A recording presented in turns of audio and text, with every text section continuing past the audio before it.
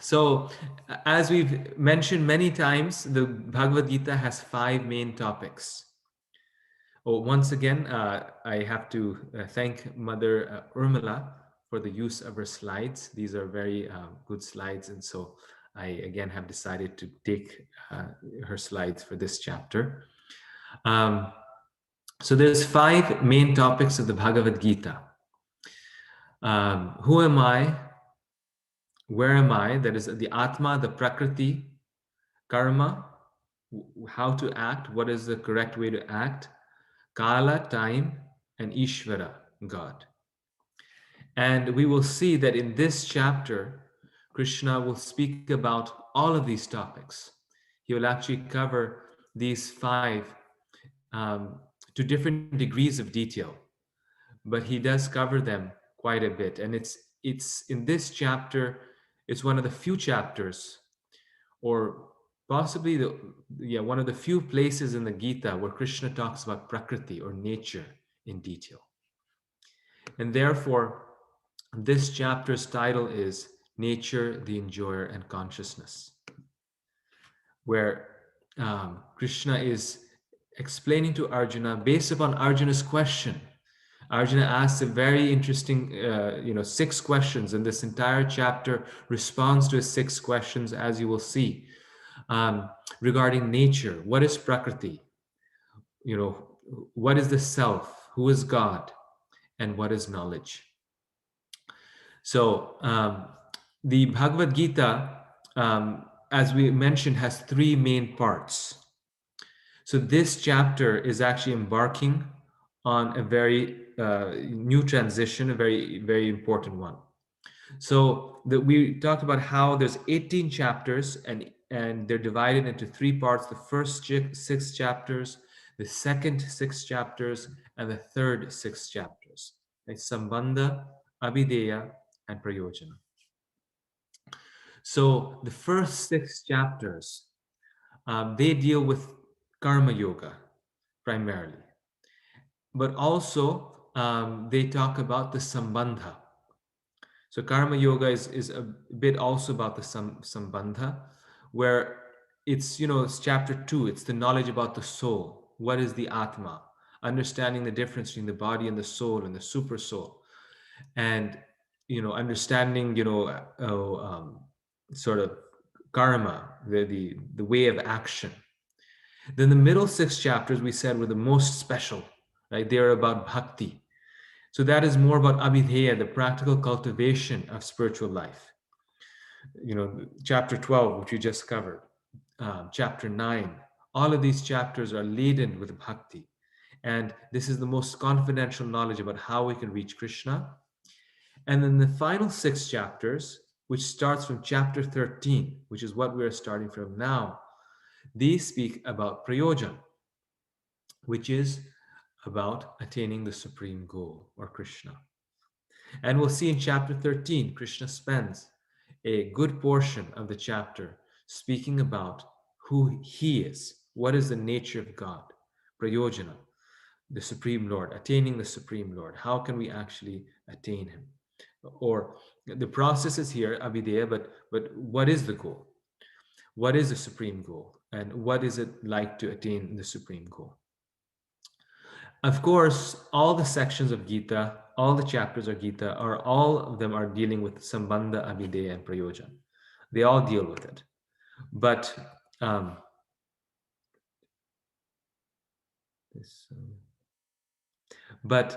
the thing is that these are sort of more emphasis, that these chapters emphasize these things more.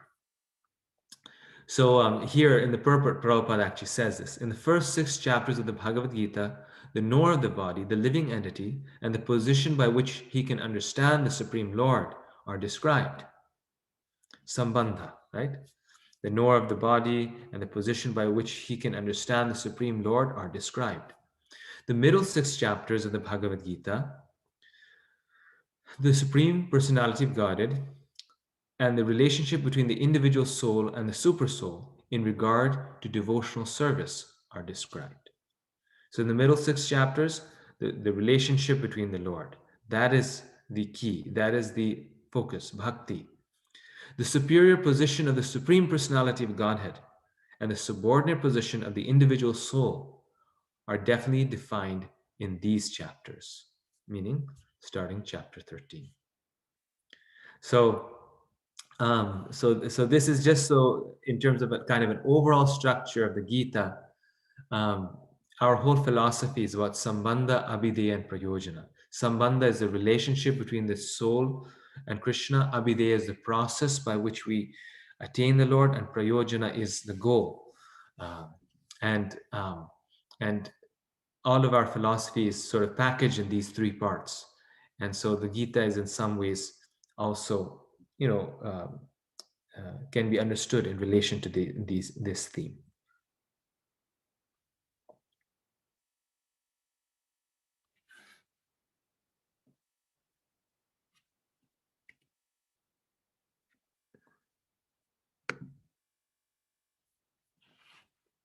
I don't know why my in my screen the stop bar is not disappearing.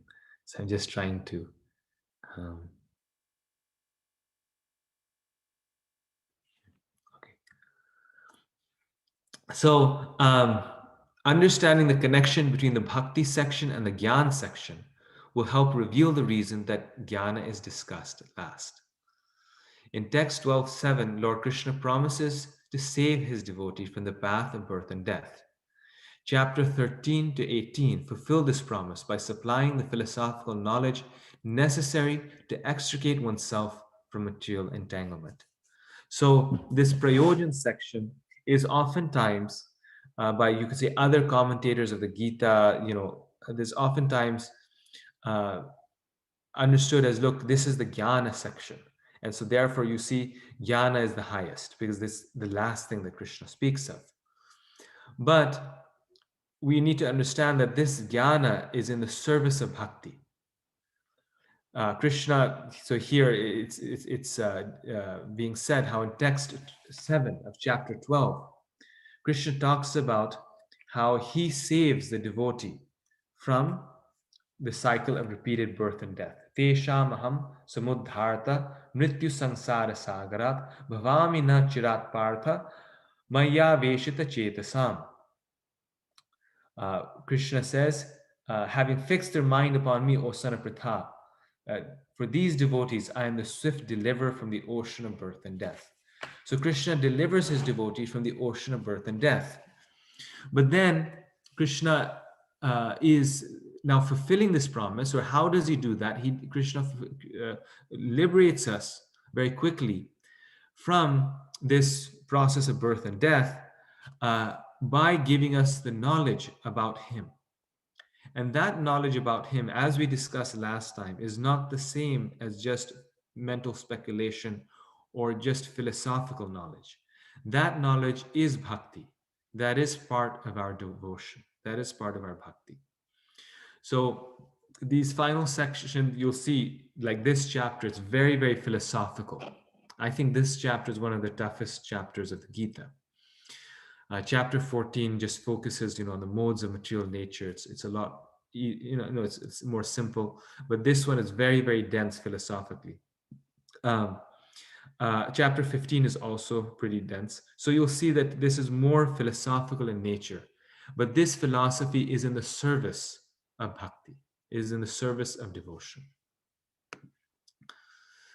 The summary of this chapter is one who understands the difference between the body, the soul, and the supersoul. Beyond them, both attains liberation from this material world.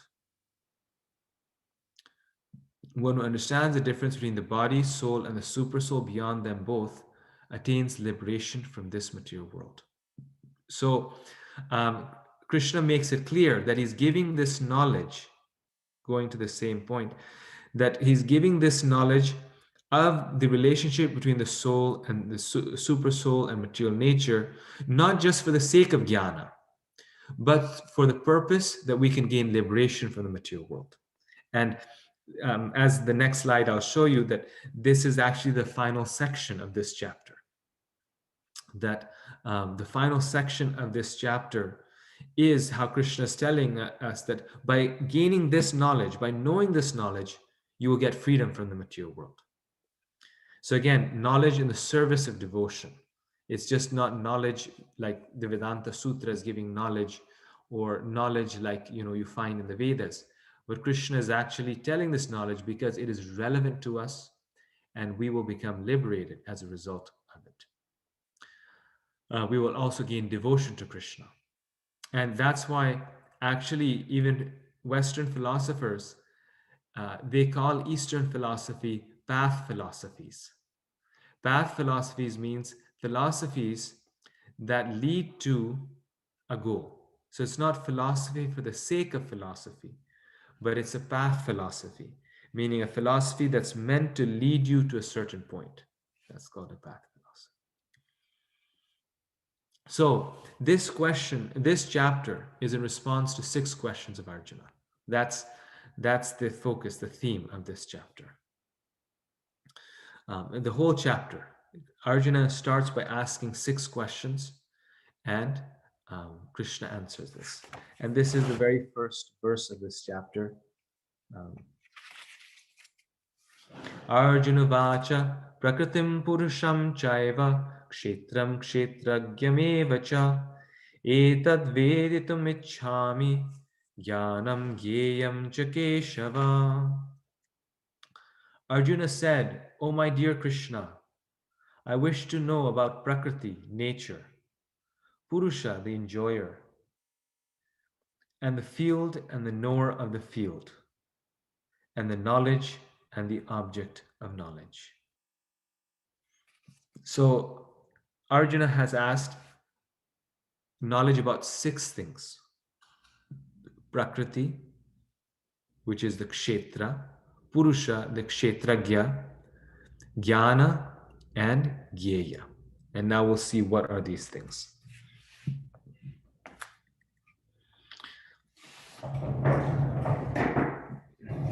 So, Prakriti or nature is material nature, one of the 5 topics of the Bhagavad Gita. Purusha is the enjoyer, which is the soul. Kshetra is the field of activities, which is, as I showed in the last slide, Prakriti and Kshetra are related. So the field of activities, and this is getting a little bit into the answer, is produced from nature. Kshetragya, the knower of the field, which is related to Purusha. Jnana, which is knowledge and the process of knowing. And Gyeya, which is the object of knowledge, which we said, Prayojan. What is the object of knowledge? So therefore, in response to this, Krishna will explain about his glories, about his own nature in this chapter. So it's very actually simple to understand. And as I warned you at the beginning of this class, this chapter is very philosophical, but the philosophy is actually very straightforward. If we just take it step by step, it's very straightforward. And just in general, I want to also make a comment that you'll notice that that Krishna's way of teaching is very much like a spiral. He does not go in a very linear fashion. 1, 2, 3, step 1, step 2. That's just not the way of Vedic knowledge. If you see the Bhagavatam, if you see all the Vedic literatures, the Bhagavatam isn't like, a sequential history of the creation of all the great Vaishnavas and souls, one after the other, from Satyug all the way to Kalyug.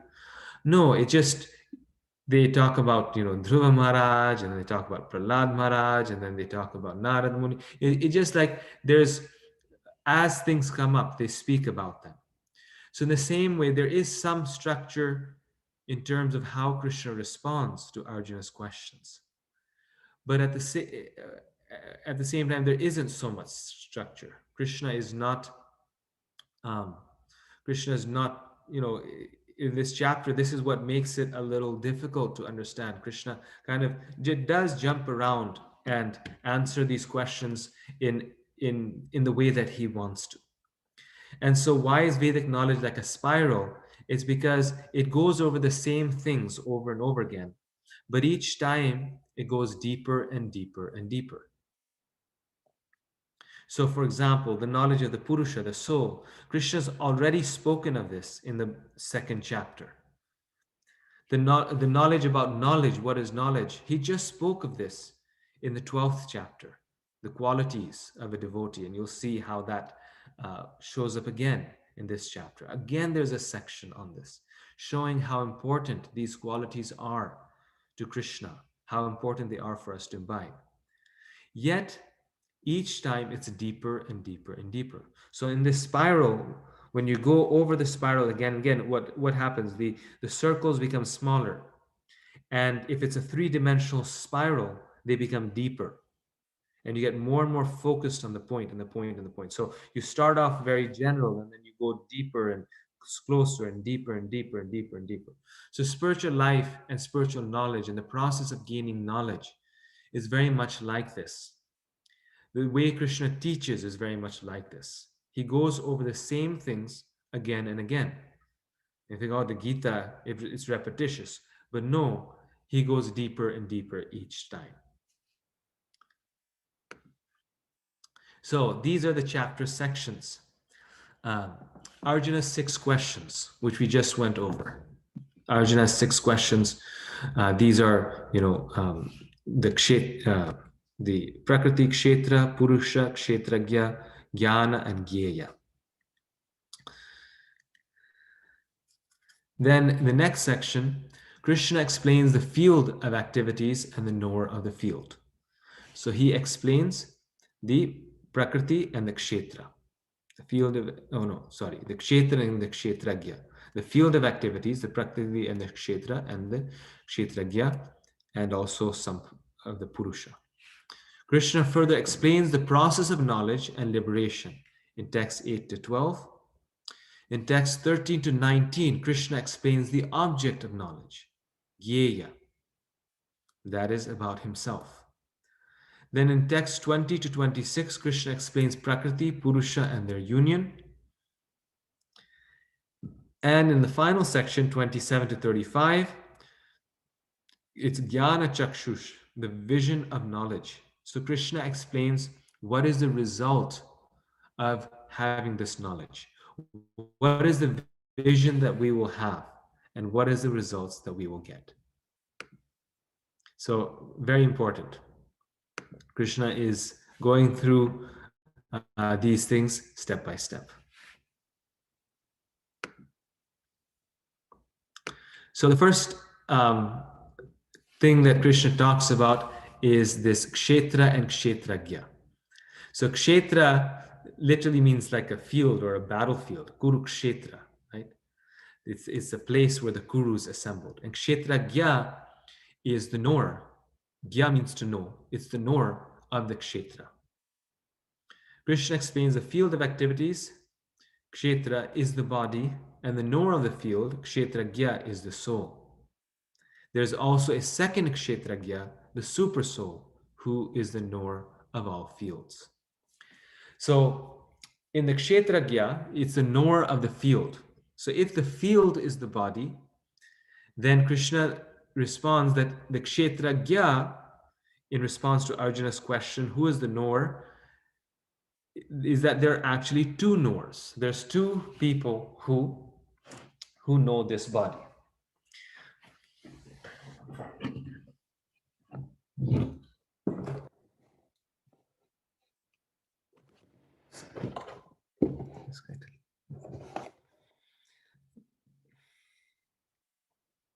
So the body is the field of activities, the Kshetragya, the soul is the knower one of the field of activities. The first one is the soul. What does it mean? According to his capacity, Prabhupada writes, to dominate material nature, and according to his capacity to enjoy sense gratification, one is given a particular body. So the first knower of this field is the soul, and according to what our capacity is to dominate based upon our karma, we're given a certain particular body. Just like in the forest, the tiger has a greater capacity to dominate the forest. So that soul has that greater capacity due to his past karma. He's meant to be more dominant. And so therefore he's given the body of a lion. And the tiger also has a greater capacity to enjoy sense gratification, more than you could say a little rabbit or something like this. Then the kshetragya also refers to the super soul, who is the knower number 2 of the field of activities, the kshetragya. And then jnana, or the knowledge of the body, that is jnana, which is in response to Arjuna's question number 5. So in text 2, Krishna very quickly he's going through these. So in terms of this kshetra and kshetragya, so the field is the body. By understanding this body as a field, why is the body described as a field? We can understand that the field is a neutral entity, right? The field is just a field. There's nothing good or bad about the field. But then the crops that you plant in that field, they bring different types of plants. They bring different types of living entities outside of that land. So in the same way, we have this body, but based upon how the kshetragya, or the knower of the field, the purusha, how they use that body, they get happiness and distress. Is that clear? So the field is the body, and how we use this body results in happiness and distress.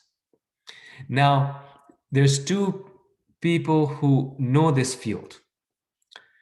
One is the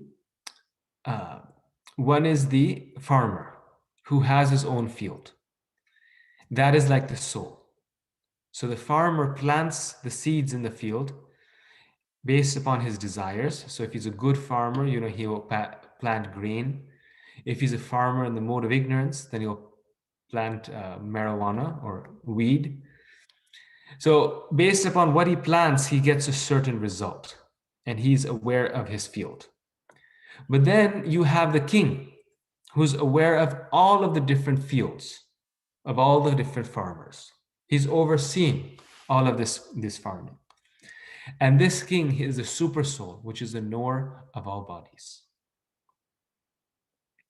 So within this body, Krishna tells, and he tells it very clearly in this chapter, he says, there's a soul and there is the super soul. So this is text 2 and 3. Krishna says, this body, O son of Kunti, is called the field, and one who knows this body is called the knower of the field. O sign of Bharata, you should understand that I am also the knower in all bodies. And to understand this body and its knower is called knowledge. That is my opinion. So in black and white, Krishna says these are not the same. People say the Atma, or the knower, is the same as the Paramatma. So see, the Gita is saying that the knower of the body is God. But Krishna here differentiates. He says that I am also the knower. There's two. So on this point, just to make this point, that this analogy of the grain and the field is an analogy that's used in the Vedanta Sutra, and even Shankaracharya, he uses this analogy to describe how the happiness and distress that we reap in this life are our doing. Even though Prakriti and nature are doing everything, even though the farmer actually does not grow the plants, it's the land that grows it, it's the rain that grows it. But based upon the seeds that we put in, we gain certain crops. In the same way, the seeds of our desires are what bring us happiness and distress. So this analogy is a very common analogy. It's a very prominent analogy that's used all the way back from the Vedanta Sutra to show, to exemplify this concept about the relationship between the soul, the body, and God. So it's a very good analogy to know and to also use in your own teaching of the Gita, that that this is a Vedic analogy. So then um, Krishna then he actually uh, in the next text, in text 4, he starts to get in even more detail as to what exactly is this field of activities, and he mentions 5 topics. Krishna, in text 4, he tells Arjuna, now please hear my brief description of this field of activity and how it is constituted, what its changes are, whence it is produced, who that knower of the field of activities is, and what his influences are. So it becomes more complex. So we'll try to simplify it here. So Krishna is saying, how is this body constituted? So this field, how is it exactly constituted? What changes the body undergoes? And these are the verses where Krishna then talks about these 5 topics. So Krishna says, now I will explain these 5 things in response to your question. How, where, and when the body is produced. So how is it produced? Where is it produced? When is the body produced? The identity of the knower of the field of activities, and the influence of the knower. So what is the influence of the knower on the field of activities? So he's expanding on the kshetra and kshetragya. So in these 5 topics, then in text 6 and 7, Krishna talks about how is this body constituted. And he actually lists the elements that form the body, which are the 24 elements of Sankhya. The 5 great elements: false ego, intelligence, the unmanifested, the 10 senses and the mind, the 5 sense objects, the aggregate, the life symptoms, and convictions. Okay, so this is a lot. So let me explain.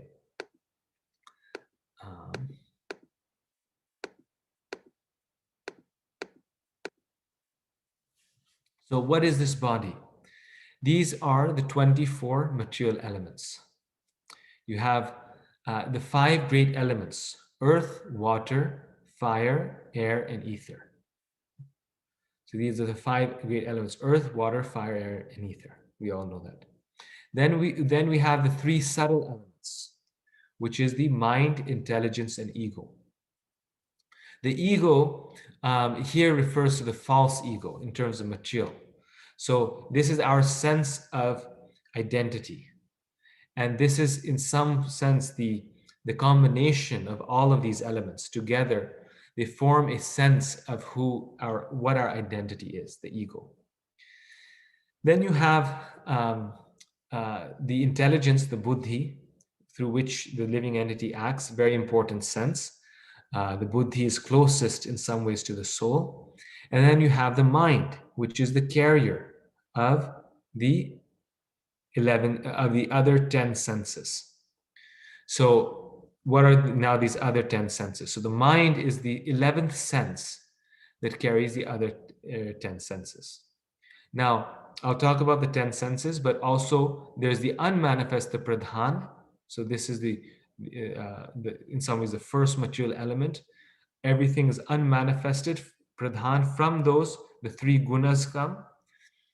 And then the 10 senses that you have are the 5 knowledge acquiring senses, the 5 working senses, and the 5 sense objects. These are the objects of the senses.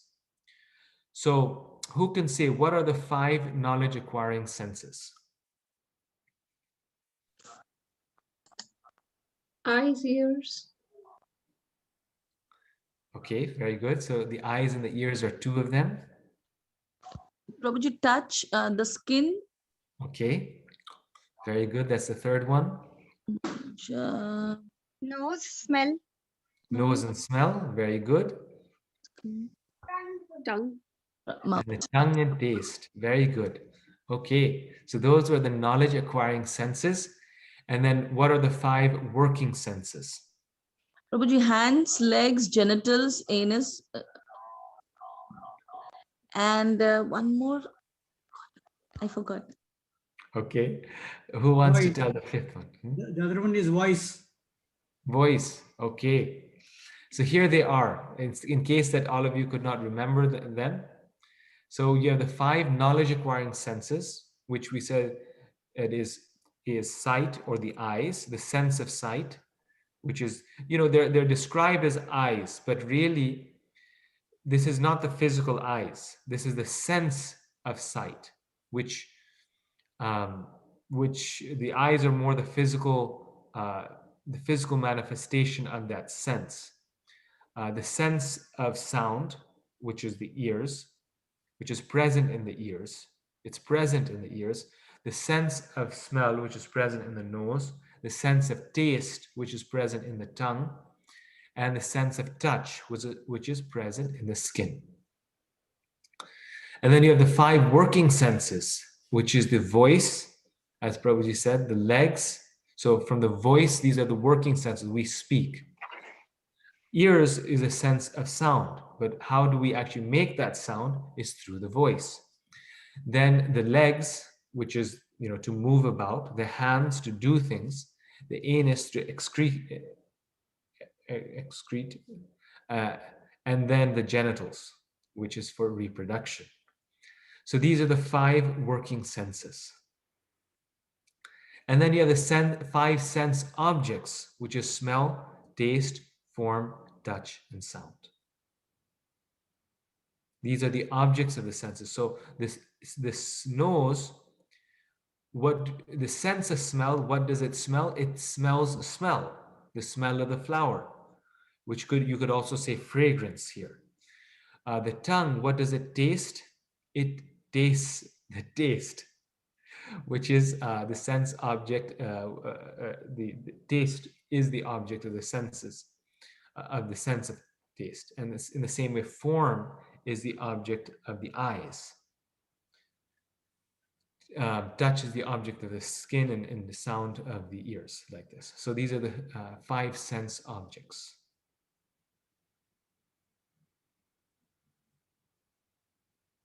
So, as I mentioned to you, in this chapter, Krishna is very carefully delineating what is nature, what is Prakriti. In other chapters, he's talked about the soul, he's talked about karma, he's talked about Ishvara, but he really didn't tell us what nature is, what Prakriti is. So here he's doing that. Okay, so these are the 24 material elements. Prabhuji? Any questions on these 24 elements? Just on this here. Yes, Prabhuji. Hare Krishna. I have read at many places actually that there is also a relationship between these 5 senses to the 5 elements. Like smell is for Yes. the earth, and the eyes are for fire, and so on. And do you know where has it been mentioned as in scriptural reference? Maybe later on you could share with me that. I was looking for a Vedantic, or where is the origin of this connection? Yes. So I actually discussed this in my book in chapter 3. And there in the Bhagavatam, it's described how each one of these great elements have devas that predominate over these elements. So, for fire, it's the fire god, or you could say the sun, Surya. For earth, it's Bhumi. So it's actually these demigods that give power to each of these senses. Vayu, air. So they actually give power to these senses. And therefore, like you're absolutely correct, earth is related with the sense of smell. Because it's actually Bhumi that gives the power to smell. So there's these 5 great elements, the 5 knowledge acquiring senses, the 5 working senses, but for each one of them there is also 5 deities that oversee the functions of those senses. And so I think that would be kind of the Shastra connection between these elements, how they are related with one another. Like, for example, Krishna says, I am the taste of water. And Prabhupada explains that it's actually through water that, or liquidity, that we can taste anything. And it's very Yes. true. If our mouth is very dry, we cannot taste anything. So it is actually water that allows us to taste, allows the sense of taste to work. Because without water, that sense of taste cannot work. And water is given by Indra, the rain god. So therefore, there's that connection. Just a quick, I don't know if I'm taking more time, but can I ask a follow-up question? Sure. Or Yes, of so, course. Prabhuji, also I have heard that this part I'm a little bit unsure of, that each of these elements kind of come in a sequence. Like one of the connections that I did here was that water comes from fire, which is also kind of true. We see that when there is heat, then there is like dew or, things that are formed. So out of heat comes water. And have you ever heard, or Yes. is So this something? Yes, definitely. And this is all in the Bhagavatam. This is Okay. This is all very detailedly explained in the Bhagavatam, and in this, Bhagavat's theory of manifestation, they explain the sequence in that section in my chapter. I go through and I explain the sequence of manifestation. So the first to appear is sound, and from sound you get. So I was just actually looking for that here. I can read that to you. That Or I can go through it, Prabhuji. I have your book, so yes, okay, yes, if you so here it second is. chapter you said, I haven't read it, of course. Yeah. It's Is it chapter which chapter 3. is it? Chapter 3, Okay. and page 67. This is from Srimad Bhagavatam 3:26-32. So the sequence is described here. From the transformation of Tamasa Ahankar, impelled by the power of Krishna, the subtle sound was manifest. From that came forth space. So from sound came space, because the space or the vacuum is actually produced from sound, even though in modern science we see it to be different. And then the sense of hearing, which receives sound. So this connection is also described there. It's right there in the Bhagavatam, actually, it's in these verses. So from sound come forth space, and from space the sense of hearing, which receives sound. From the transformation of space and the subtle element sound, by the force of time, the subtle element touch was manifest. So from sound we then get touch. Then came forth vayu, or air, because the quality of air is that you cannot see it, right? No one can see air. The quality of air is also that you cannot, you cannot smell it. You just, it's pure air. It has no smell. But the way you know that there's air is by touch. You feel the air on your body moving, like the fan when it's moving. You feel it with touch. So touch is connected with air. And the sense of touch which perceives touch. From air and the subtle element touch form rupa. Form or rupa was manifest under the direction of Daiva, from which arose fire. So fire shows us form and the sense of sight. So fire is connected with sight, as you said, which apprehends form. From the transformation of fire and the subtle element form, impelled by Daiva or destiny, or those who are divine, the subtle element taste was manifest. From it came water, ambhas, and the sense of taste, which apprehends taste. From the transformation of water is connected with taste, and the subtle element taste, impelled by the divine, the subtle element smell was manifest.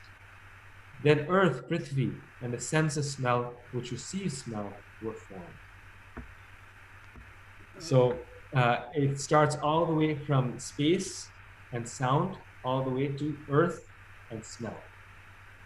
And it's not even, what's very interesting is that it's not even that these 5 elements are manifest or the 5 senses are manifest. So you first all 5 elements are manifest and then the 5 senses are manifest, or vice versa. But rather they're so connected that they're manifest one by one. So first this one, then this one, then this one, then this. So they're actually very closely interconnected. And the other thing is, regarding the devas, the demigods, we said how there's 10 senses, the 5 knowledge acquiring senses and the 5 working senses. So that is also here, there's actually 10 demigods that are in charge of the 10 senses.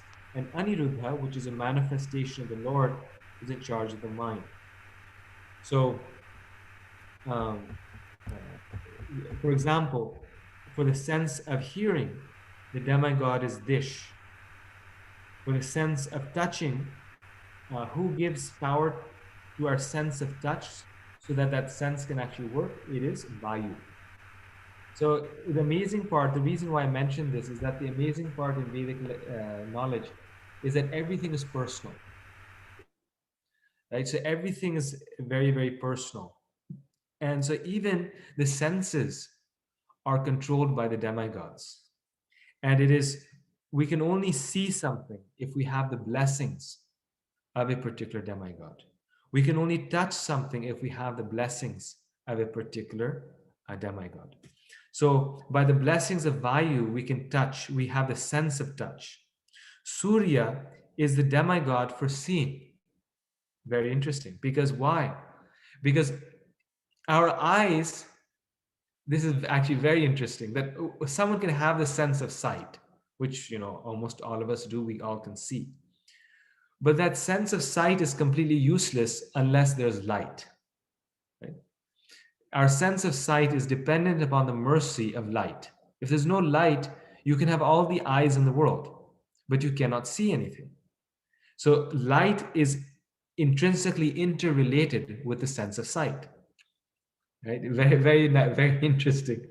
So therefore, all light comes from the sun. All electricity comes from the sun. That is fire. Electricity is a form of fire. Fire comes from the sun. So therefore, Surya is the demigod in charge of seeing or sight. How interesting. In the same way, we cannot taste anything unless it has some liquid, and any form of liquid involves water. So Varuna, the god of water and the oceans, he is in charge of tasting. The Ashwini Kumars are in charge of smelling. Now, who can say why are the Ashwini Kumars in charge of the sense of smelling? Why the Ashwini Kumars are 2 Kumars, right? They're 2 brothers, and they're in charge of the sense of smelling or the nose. They smell the tulsi at the lotus feet of Lord. They're what? They smell the tulsi at the lotus feet of the Lord, right? Vishnu Okay. Kumara. They are the Ashwini Kumars. So those are the 4 Kumaras. Those are the 4 Kumaras. These are different. These are the demigods, the Ashwini Kumars. So the reason is because we have 2 nostrils. We have 2 nostrils. So therefore, the Ashwini Kumars are 2, and they're in charge of the smelling. Or maybe that's why we have 2 nostrils. Then the demigod of speaking or voice is Agni. That's very interesting, Agni. And there might be some connection there. There's definitely a connection there between Agni and the mouth of the Lord. So fire is considered the mouth of the Lord. Prabhuji, I have a question here. The material elements don't add up to 24. It is only 23. Very good question.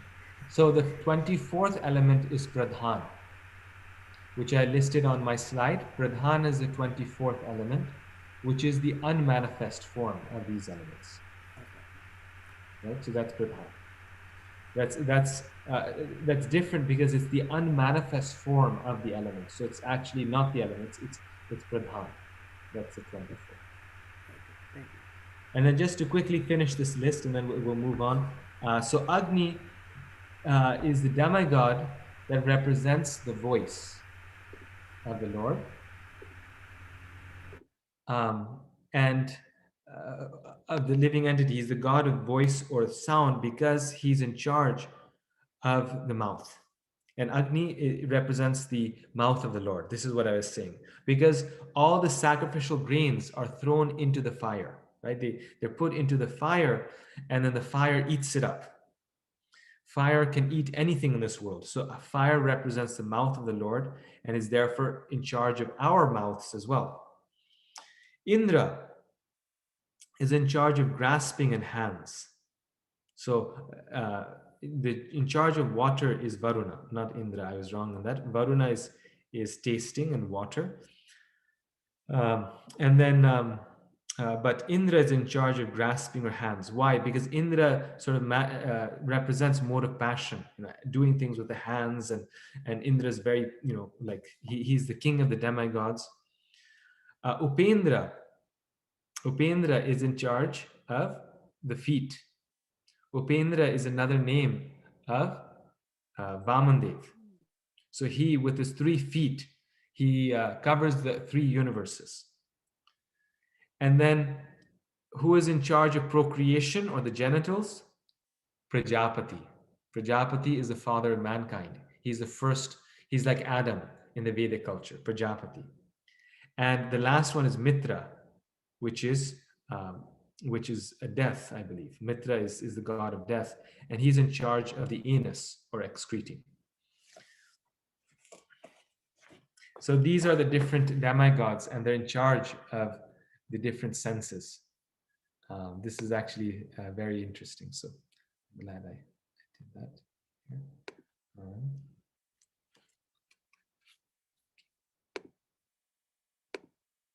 So,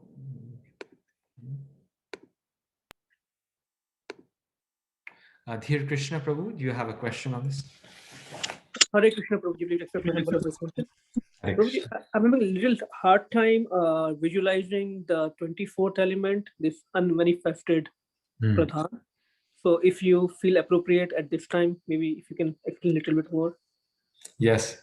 So the reason why you're having difficulty visualizing the unmanifest is because it is unmanifest, right?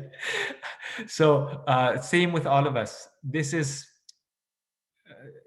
kind of like people in science, they say dark matter. Dark matter is not matter, but it's so then what is it?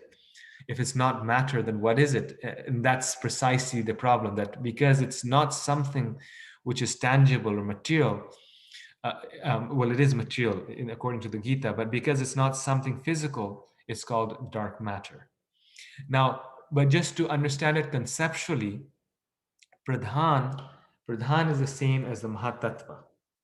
So Pradhan, yes, is the same as the Mahatattva, and this comes before the Ahankar, meaning that, so this entire material world is the false world.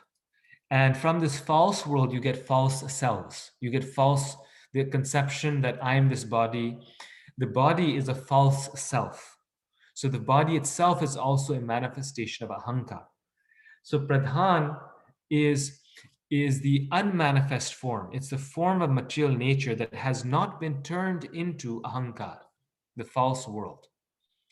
So it's basically just, you could say, the primordial soup, but more unmanifest than that, because it's not really a soup either. It's the stuff, it's the material nature out of which Krishna produces the Ahankar.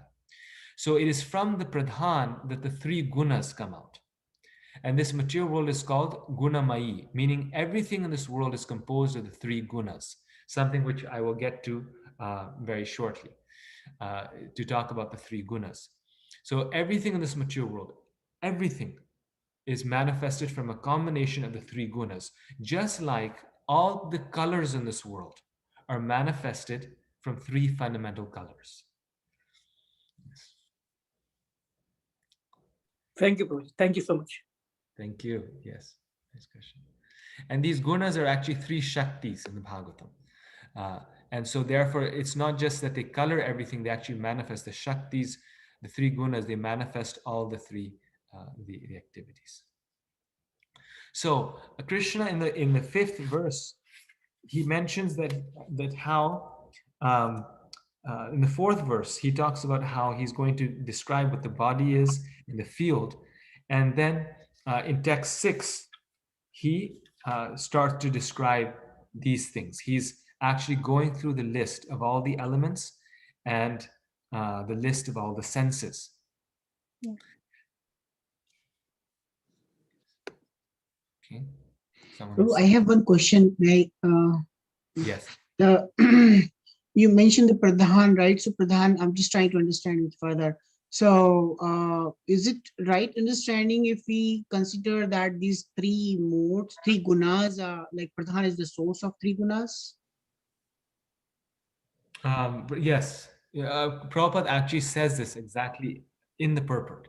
Prabhupada, he says that Pradhan, which is the unmanifest form of the modes of nature. Here in the purport to text 6, he says, this further represents the unmanifest stage of the, okay, the unmanifested modes of material nature are called Pradhan. This is the last sentence of the second half cup. paragraph. The unmanifested modes of material nature are called Pradhan. Chalani half cup. Yes. Does that answer your question, Pro?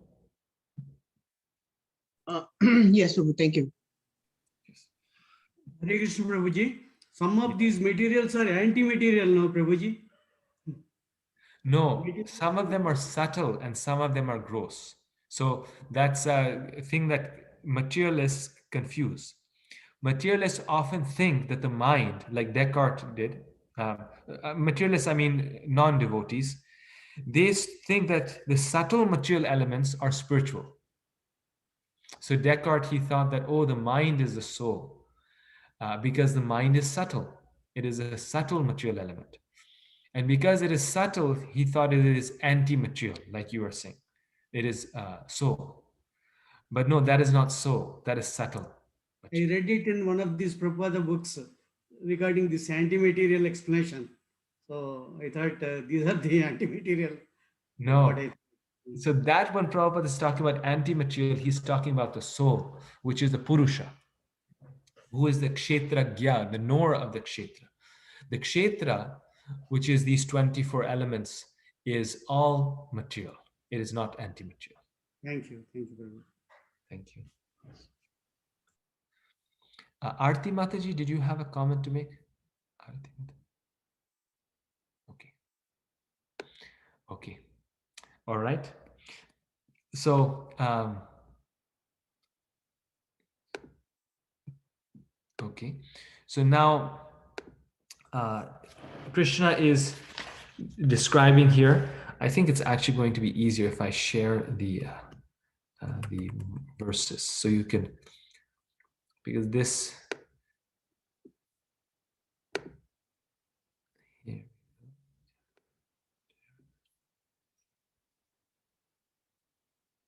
I always have this problem whenever I'm presenting, that should I show the slides or should I show the verses? So I hope most of you have the Gita along with you as we are going through the class, so that you can go through the verses when I refer to them. But here we go. So can you all see these verses? Can you see the verse on the screen? No, Prabhuji. No, Prabhu. No, okay. Okay, so I'll re-share it. Here. So this is text 6 and 7 that we have been dealing with. So text 6 talks about these elements that we have just spoken about. Now, Krishna starts to also add some things to the list. He says 5 sense objects. Then he says desire, hatred, happiness, distress, the aggregate, the life symptoms, and convictions. All these are considered in summary to be the field of activities and its interactions. So we got the 24 elements up to here. Now the question is, what are all of these things? Why is he mentioning all of these things as the field of activities? Desire, hatred, happiness, distress, all of these. So now I'll go back to my slides.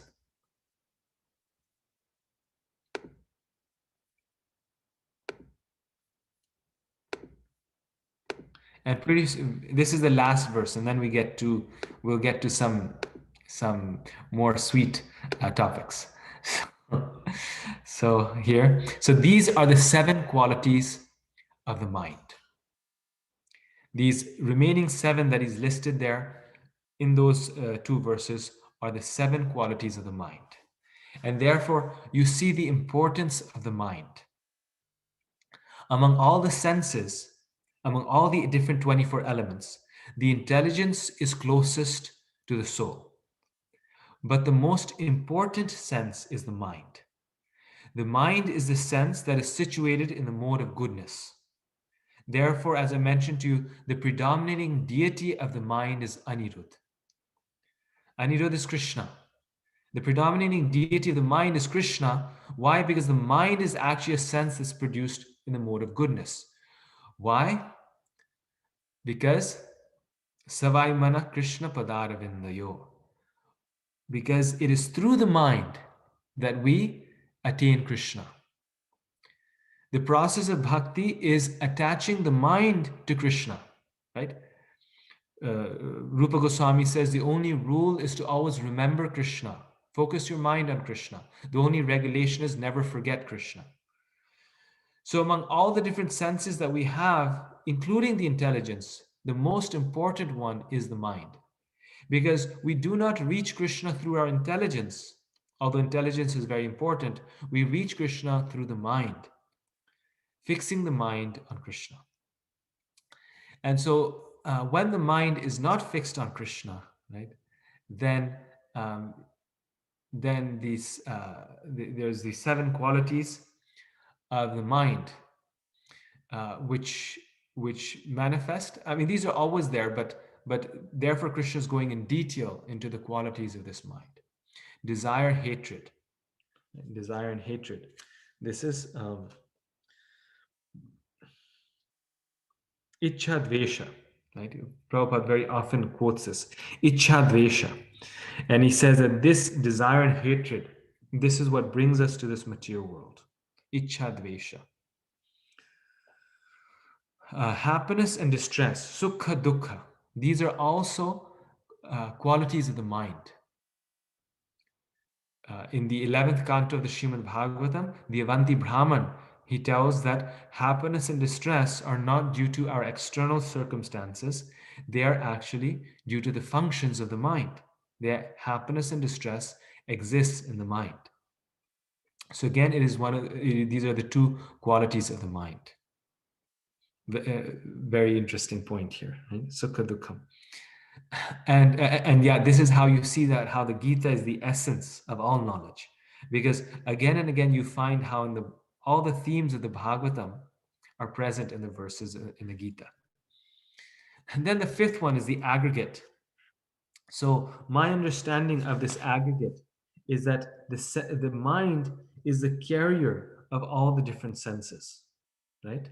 So we all know that the senses rest in the mind. The sense of touch, taste, smell, they all rest inside. Without the mind, you cannot, they don't work. And it is due to the mind that we pursue them. So that is due to the mind. And then the life symptoms, that is due to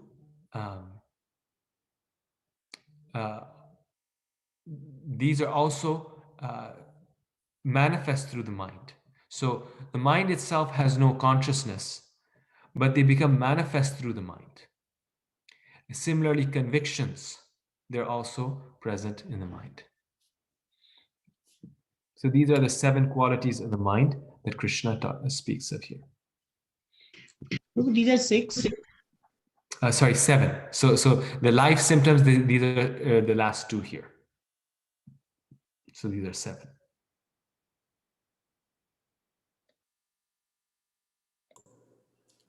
Hare Krishna, Prabhu. I couldn't catch what is aggregate.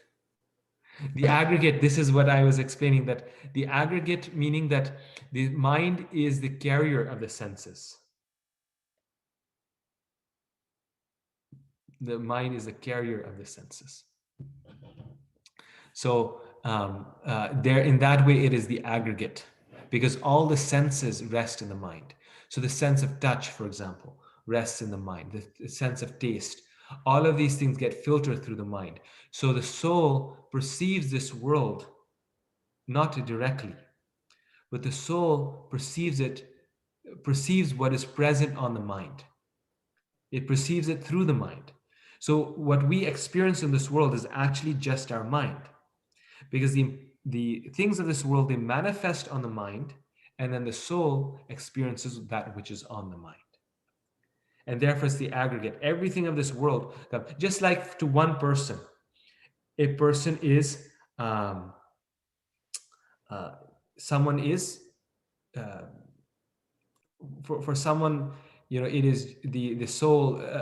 For someone, a person is very, very beautiful, and to someone else, that same person is not so beautiful. So what is the difference? The difference is that of the mind. The person is the same, but for one person is so beautiful. The other person, they say beauty is in the eye of the beholder. Why is this? Because the soul is appreciating what comes on the mind, not actually what is there. Someone can only see good in their child. Oh, this is the sweetest child. The other people, they think, oh, it's such a, noisy, disturbing child. What is the difference? The child is the same. But to the mother, the child is always sweet. And to someone else, that same child is being a little annoying. So the mind is therefore the aggregate. All of the impressions of this world, they appear in the mind. Does this answer your question, Rupa Balaswa? Yes, perfect, Prabhu. Thank you, Hare Krishna. Thank you. Hare Just give me Krishna, one Prabhu. Can I ask question? Yeah, 1 second, Mataji. Someone is just disturbing me. So Sure, Prabhu.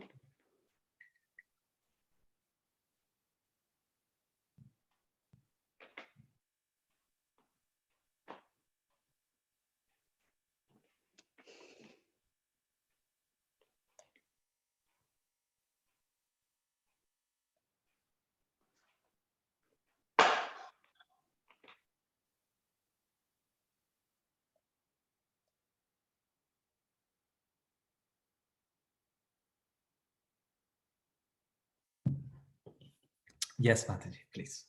Hare Krishna, Prabhu. Isn't it like intelligence are supposed to be more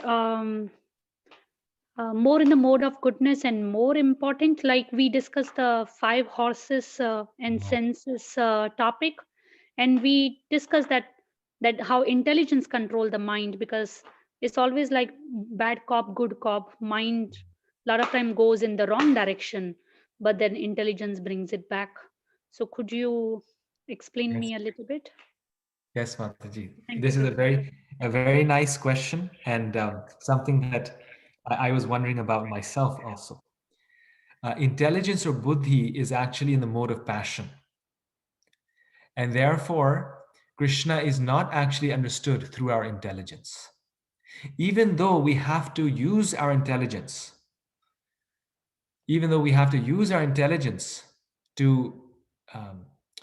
to understand Krishna, but still,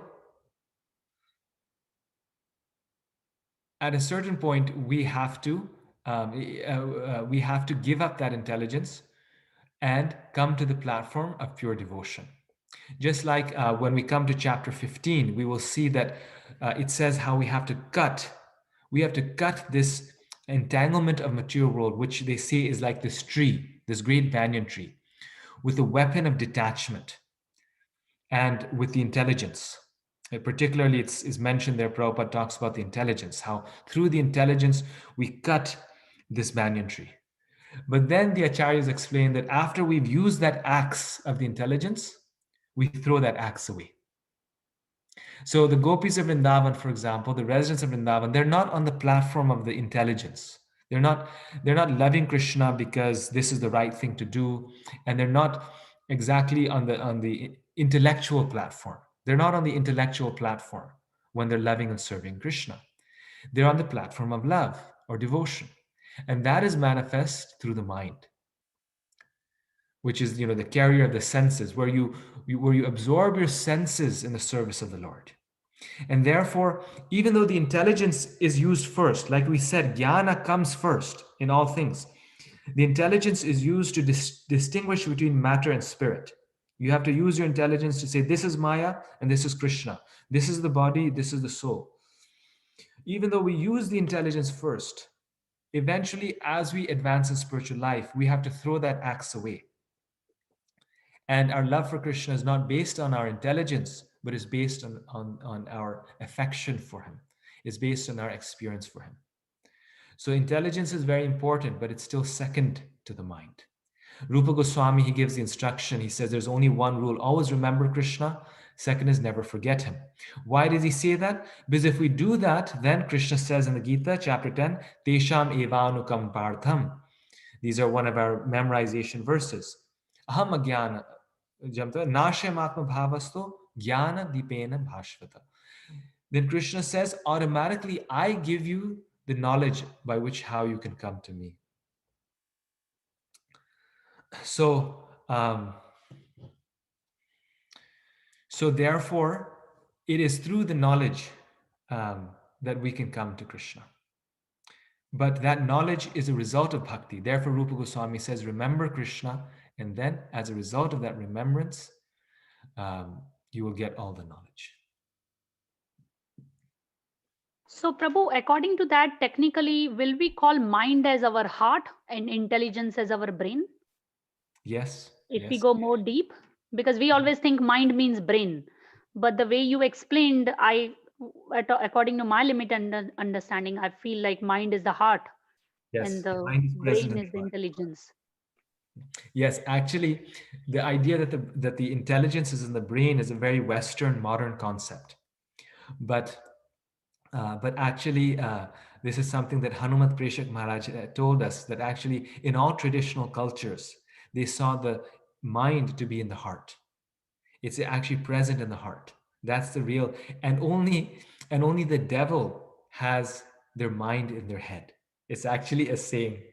It's actually a saying that the devil thinks with his head, but the good-hearted person thinks with their heart. So this is our philosophy also, that the mind actually is present in the heart. The super soul is present in the heart. He's not present in the head. He's present in the heart.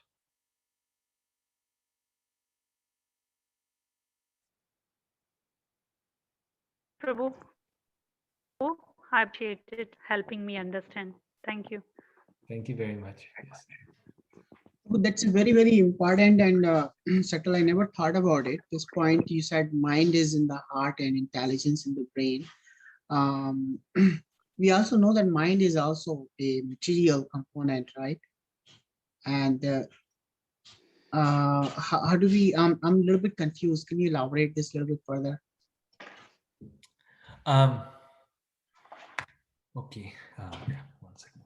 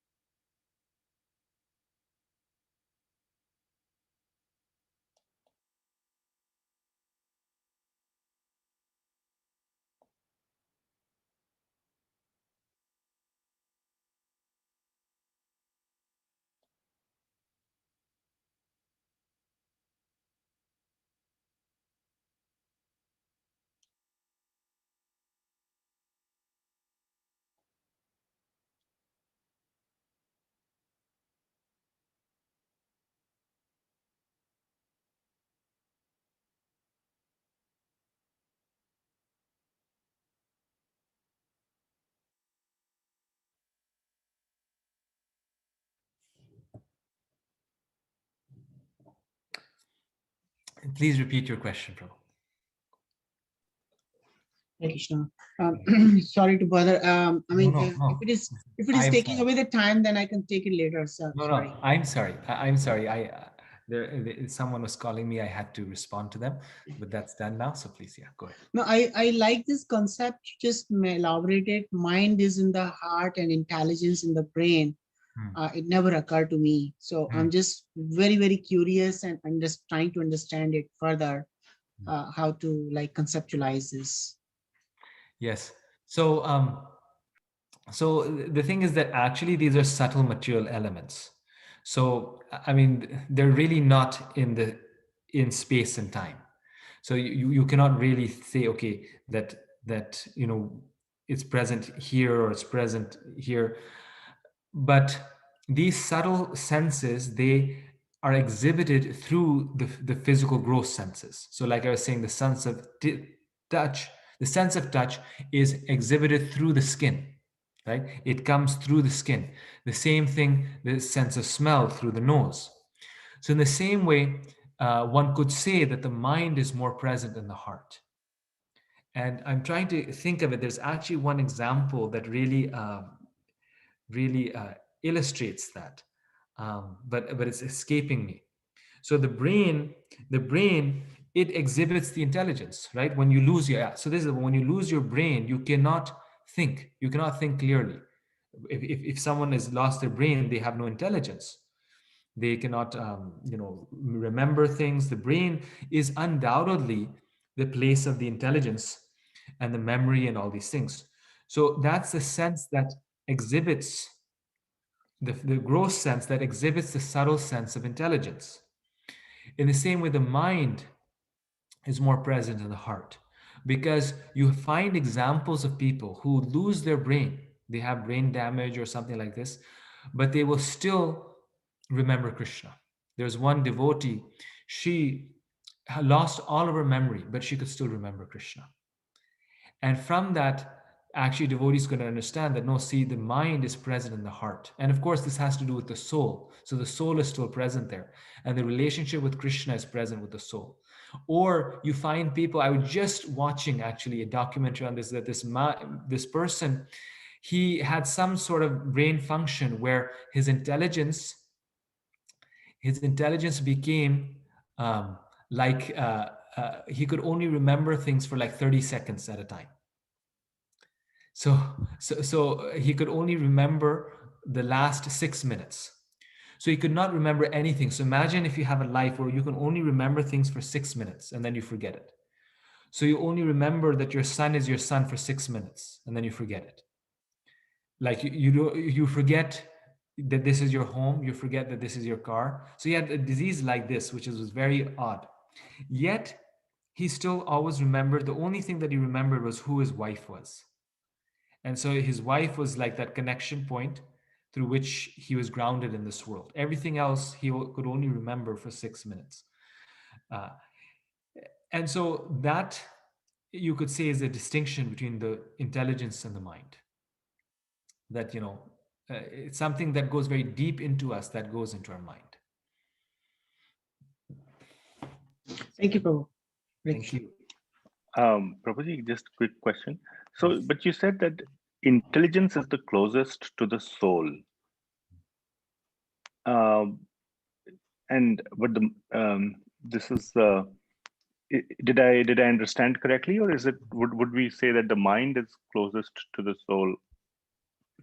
So this is in the Bhagavatam. You have the story of Puranjana, right? The Puranjana narrative, and the Puranjana, he first meets the buddhi, the intelligence. So the buddhi or the intelligence is in the form of the woman, of the lady that he meets.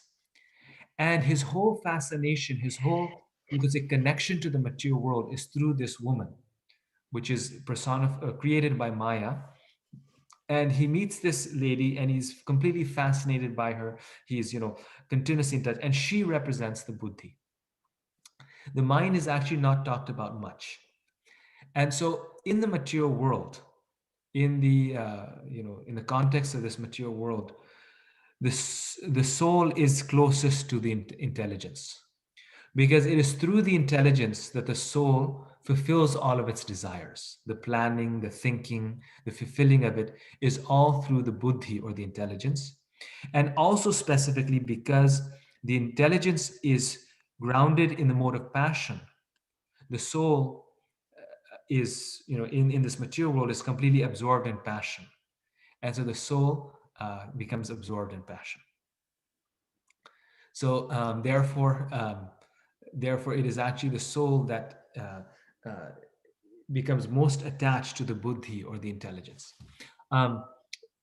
So the buddhi is the closest to the soul in terms of the material elements in the material world. But in the spiritual world, it's all the same. I mean, in the spiritual world, we don't have a material mind. We have a spiritual mind. We have spiritual senses. We have a spiritual intelligence. In terms of spiritual realization and the practice of bhakti, the mind is closest to the soul. You're right in that. The mind is actually the dearest friend. Like Krishna says in the Gita, for one who has a controlled mind, the mind is the greatest of friends, and the uncontrolled mind is the greatest enemy. So in terms of spiritual advancement, it is the mind that is connected. Thank you. Thank you, Prabhuji. Thank Hare you. Krishna Prabhuji. So can I just reiterate or clarify my understanding? So actually, as long as you are working, on a material platform, that's when your intelligence is close to the soul. But when you work in the devotional service, when you work on the platform of devotional service, think about Krishna. That's when your mind is close to the soul. Can we think like that? Yes, you put it very well. You put it very, very well. That in terms of material life, the intelligence is closest to the soul. In terms of spiritual life, the mind is our greatest asset. And the mind is closest to the soul. It's our most dearest friend in spiritual life. Yes. Very nice. Yes. Hare And Krishna Prabhuji. yes. That was very nicely put. That's a very nice realization. Thank you. So, Prabhuji, Prabhu, where in that short, feeling we'll fit? say that when it comes to bhakti, do not use your much intelligence, right? Whatever your mind says that, okay, this is how, and what I want to serve Krishna, go ahead and do it, right? But when it comes to material world, we cannot be emotional and cannot use too much of our heart and use our intelligence and do it. Am I right, Prabhu? Um, Not exactly. In terms of material life, you are. We should always use our intelligence. That's where spiritual life begins, to differentiate um, between good and bad. We always have to use our intelligence to distinguish between darkness and light. But in terms of spiritual life, we also have to use our intelligence. We definitely have to use our intelligence. But our pathway to Krishna, our pathway to freedom, is through the mind, ultimately. The process of bhakti is fixing the mind on the Lord. Intelligence is also part of it. I mean, we have to fix our intelligence on the Lord as well. This is buddhi yoga. But the point is, the intelligence goes only so far. That's the point. So we fix our intelligence on Krishna. I mean, we have to fix everything that we have on Krishna. And we have to use our intelligence in how to become Krishna conscious. But the intelligence will take us only so far. Ultimately, how much will we think? How much will we, think, okay, do this to go back to Krishna? Ultimately, we just have to think of Krishna. So the whole process of chanting, for example, when we sit down and chant and we do our 16 rounds, which is, we say it's the core of bhakti, right? The 16 chanting rounds, it's our sadhana, it's our chanting is in general is the process to Krishna. Chanting is not an intellectual process, right? The chanting is not a process by which we are getting to know Krishna. Gradually, every round that we say, we get more and more smarter and we get to know Krishna. Chanting is all about the mind. Chanting is fixing the mind on the sound vibration of Krishna's holy names. So it's a very good example to see chanting how actually Hanumat Preshak Maharaj, again, somehow he's coming up again today.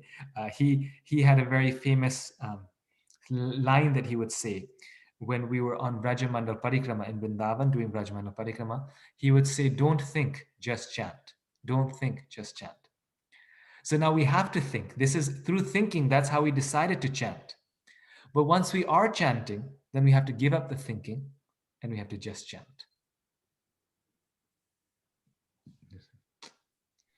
Okay, Prabhu. Thank you so much, Prabhu. Thank you. Hare Krishna Prabhuji. Where feelings fit here in this mind, seven qualities? Where is what? Feelings. Feelings. Feelings. Yes. Feelings is like desire, desires, feelings, the aggregate, right? These are all the senses put together. Happiness, distress, these are the content of our feelings. We feel happy, we feel distress. Conviction is another feeling. So these are all qualities, yes, of the mind. Thank you, Prabhuji. Thank you. Yes. Okay. So this is actually, we had a very nice discussion, more nicer than what I had imagined. So this is all very good. And these points, again, not just as a matter of information, this point about the mind and the intelligence and the story of Puranjana, this is in chapter 4 of my book. I go in detail in this thing, talking about the intelligence and the mind and the relationship between the two. And and how the senses are also related with the mind. And I look at it through the story of Puranjana.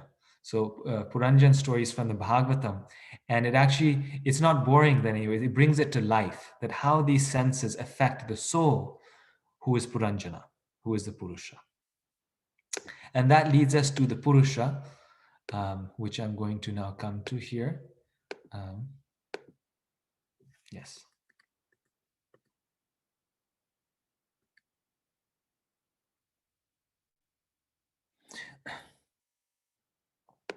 The body is a representation of all these factors, and there are changes of the body, which are 6 in number. The body is born, it grows, it stays, it produces byproducts, then begins to decay, and at the last stage, it vanishes. Therefore, the field is non-permanent. The field is a non-permanent material thing. However, the kshetragya, the knower of the field, is proprietor. It is different. So all of these 24 elements, they form the body, which has all these 24 things, including the mind, the body, including the mind. And these are the stages in which our life goes through. It's born, grows, destroys, vanishes. And so the key thing about the body is that it's temporary. It's non-permanent. The kshetragya, who is the proprietor, is permanent. And Krishna there from the Gita, he says, Nasato vidyate bhavo, na bhava vidyate. That which is non-permanent, that is the body. How do you differentiate between the kshetra and the kshetragya? What is the defining factor that differentiates the two? That which is non-permanent, that is, anything that is non-permanent has to do with the kshetra. Therefore, the mind is also, why is it not antimatter? Why is it matter? Because our thoughts are not permanent. Our mental states in the material world are not permanent. So therefore, it is all part of the kshetra. It is all the temporary. Our intelligence is also not permanent. I gave you the example of this man who could only remember 30 minutes of his life at a time. So the intelligence also, we may forget. Alzheimer's disease, we don't have any intelligence to use. That is also non-permanent. Therefore, it is kshetra. Whatever is non-permanent is kshetra. And whatever is permanent, that is kshetragya. See?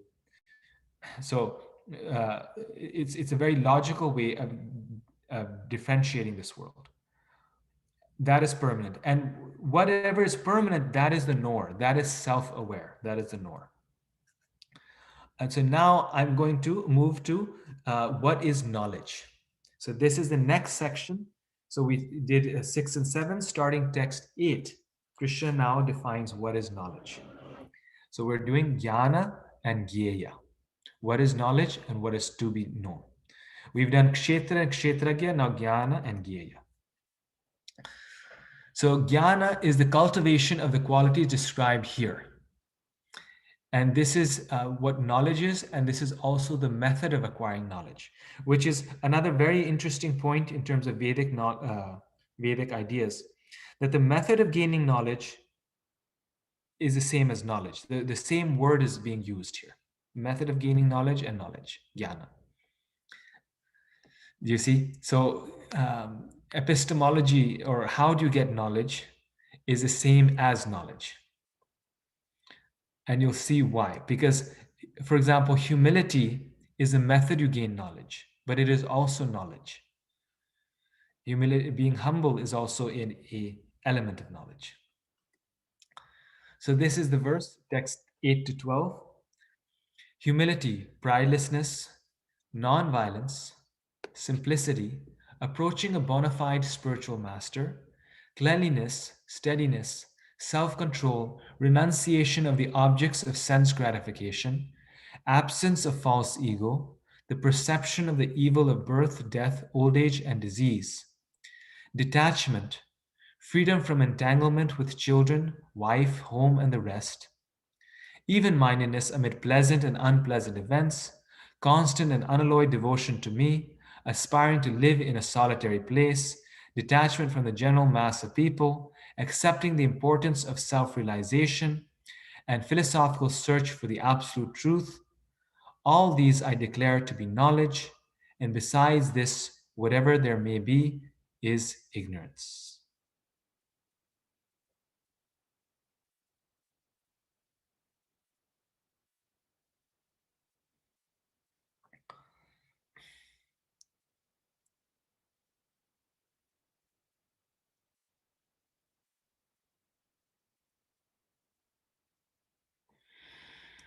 So, this may be bringing some memories back to you. That in chapter 12, we discussed the same thing. Krishna literally, in every chapter, he goes chapter by chapter to discuss these qualities. And, it's literally half of the Gita is just discussing the qualities of a great person, or the qualities that one should develop. So, in the purport to this verse, which is a very, very extensive purport, Prabhupada highlights some of these qualities and what these qualities mean. So this is what's very amazing about this verse is Krishna has said, this is what knowledge is. All of knowledge is this. Other than this, whatever exists is ignorance. Imagine if someone gave you a list and says, this is knowledge, and whatever aside from this is there is ignorance. So once we know this list, we know everything that is to be known, right? We know all of knowledge, which is a very important thing. So therefore, Prabhupada emphasizes and explains what each one of these things are so that we can gain this knowledge. So for humility, he says, one should not be anxious to have the satisfaction of being honored by others. Such a beautiful definition of humility. Like, we all know what humility is, and many times the way we manifest it in this world is we say, we offer our obeisances, we fold our hands, we exhibit the qualities of humility. But the real quality of humility, the test of humility, is that we should not be anxious to have the satisfaction of being honored by others. So if we have no anxiety to be honored by others, to be known, to be recognized by others, then we are truly humble. And that is very difficult because everything that we do in this material world, literally everything, is so that we can get recognized. Right? I myself, I was thinking about this, that how this is such a deep definition of humility. What we use the word humility, but what does it mean? It actually means that we should not be anxious to have the satisfaction of being honored by others. And then Krishna says, this quality is the quality of... Hare Krishna Prabhu, I'm sorry for interrupting. This humility is like a very big topic, and it's very important. So, I mean, is it really practically possible for us, especially, grihasthas, and, like we're working in the material world, we're not, sannyasis who are 24/7, doing Krishna consciousness, pure devotees. For us, is it really, really, really possible practically to be, like completely humble all the time? Because I mean, I find it's very difficult, especially, when you work in the corporate culture, and, when you are interacting with most of the time non-devotees other than, when you are outside. So is it really practical for us to develop humility, like, complete humility? Oh, very nice question. Very nice point. So this is exactly why Prabhupada is defining it in this way. Because, like you're saying, is it possible to be humble all the time when in fact you have to assert yourself at times, right? If you're too humble, you cannot do any service for the Lord. Even in our service to Krishna, we have to sometimes be strong, or be upright. So, what is humility? Humility here, the definition, is not saying that we don't speak clearly, or we don't do our work nicely, or we don't even assert ourselves. It's not. It's the definition is saying is something very practical. It's saying that we can all be humble wherever we are because we are not anxious to have the satisfaction of being honored by others. So, doing our duty and doing our work and doing our service is different from being anxious to have the honor of others. So, what is our intention? See, humility is about what is our intention. What is our anxiety?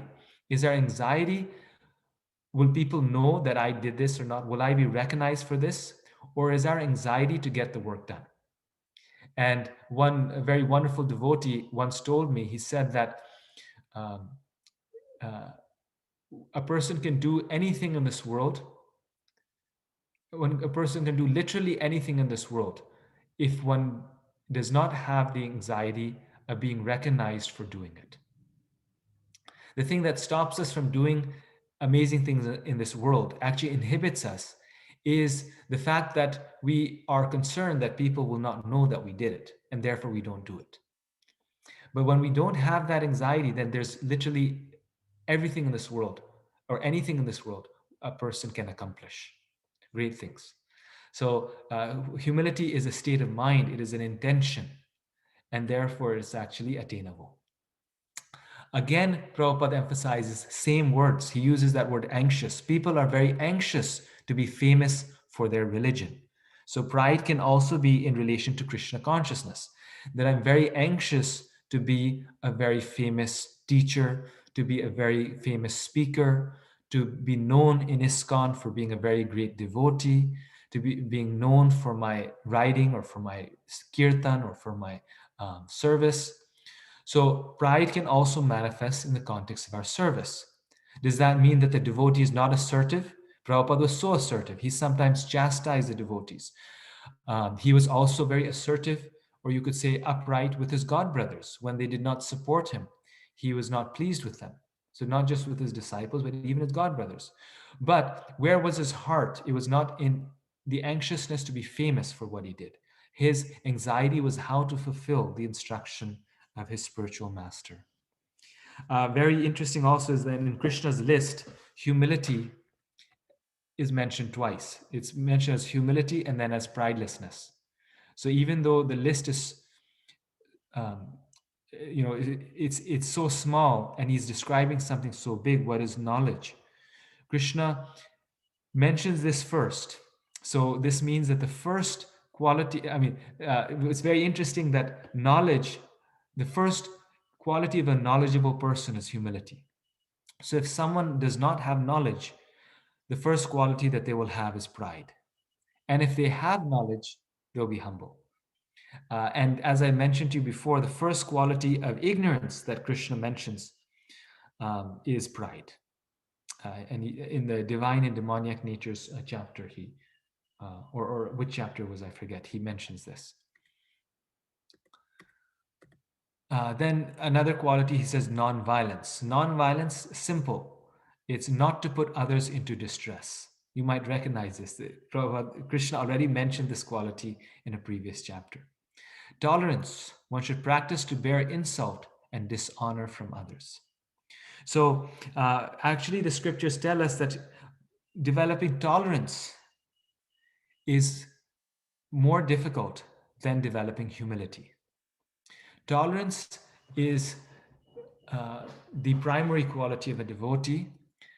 because humility is very easy to do, but tolerance is more difficult. Humility is how we treat others. So if we change our consciousness, we can be humble. And humility is about our own mindset, as we said, not wanting honor and, happy in our service to Krishna. But tolerance is about others. Tolerance is um, uh, that although a person is dishonored, they can tolerate it.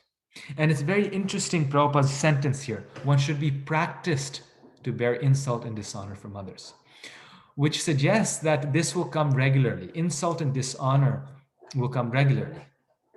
And people, they often complain and they say that, devotional service is so hard. And therefore, I don't, or devotees are so difficult to deal with. And therefore, I don't do service anymore. I don't serve in the temple anymore. And they're right. They're right that that they have a good reason. They have very good reason not to um, bear any insult and dishonor. But Prabhupada here is saying that bhakti means, in terms of us, that if we are a great devotee, we should be practiced. We should not be affected by insult and dishonor. And if we are truly tolerant, then our bhakti will go on instead or in spite of all the insults and dishonors that the devotee gets. So, very interesting point here.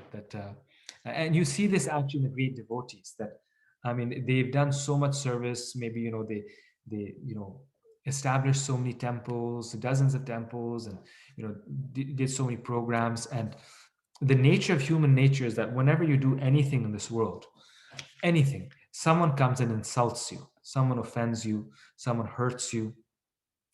So it's not possible that these souls, we think, oh, they're so pure, so everyone just treats them with a lot of respect. But it's not true. We've actually seen it. These people, they get insulted all the time. But the reason why they're able to do so much, the reason why they're able to do what they do, is because they're practiced to bear insult and dishonor from others. And this doesn't mean that one, unnecessarily accepts mistreatment from others.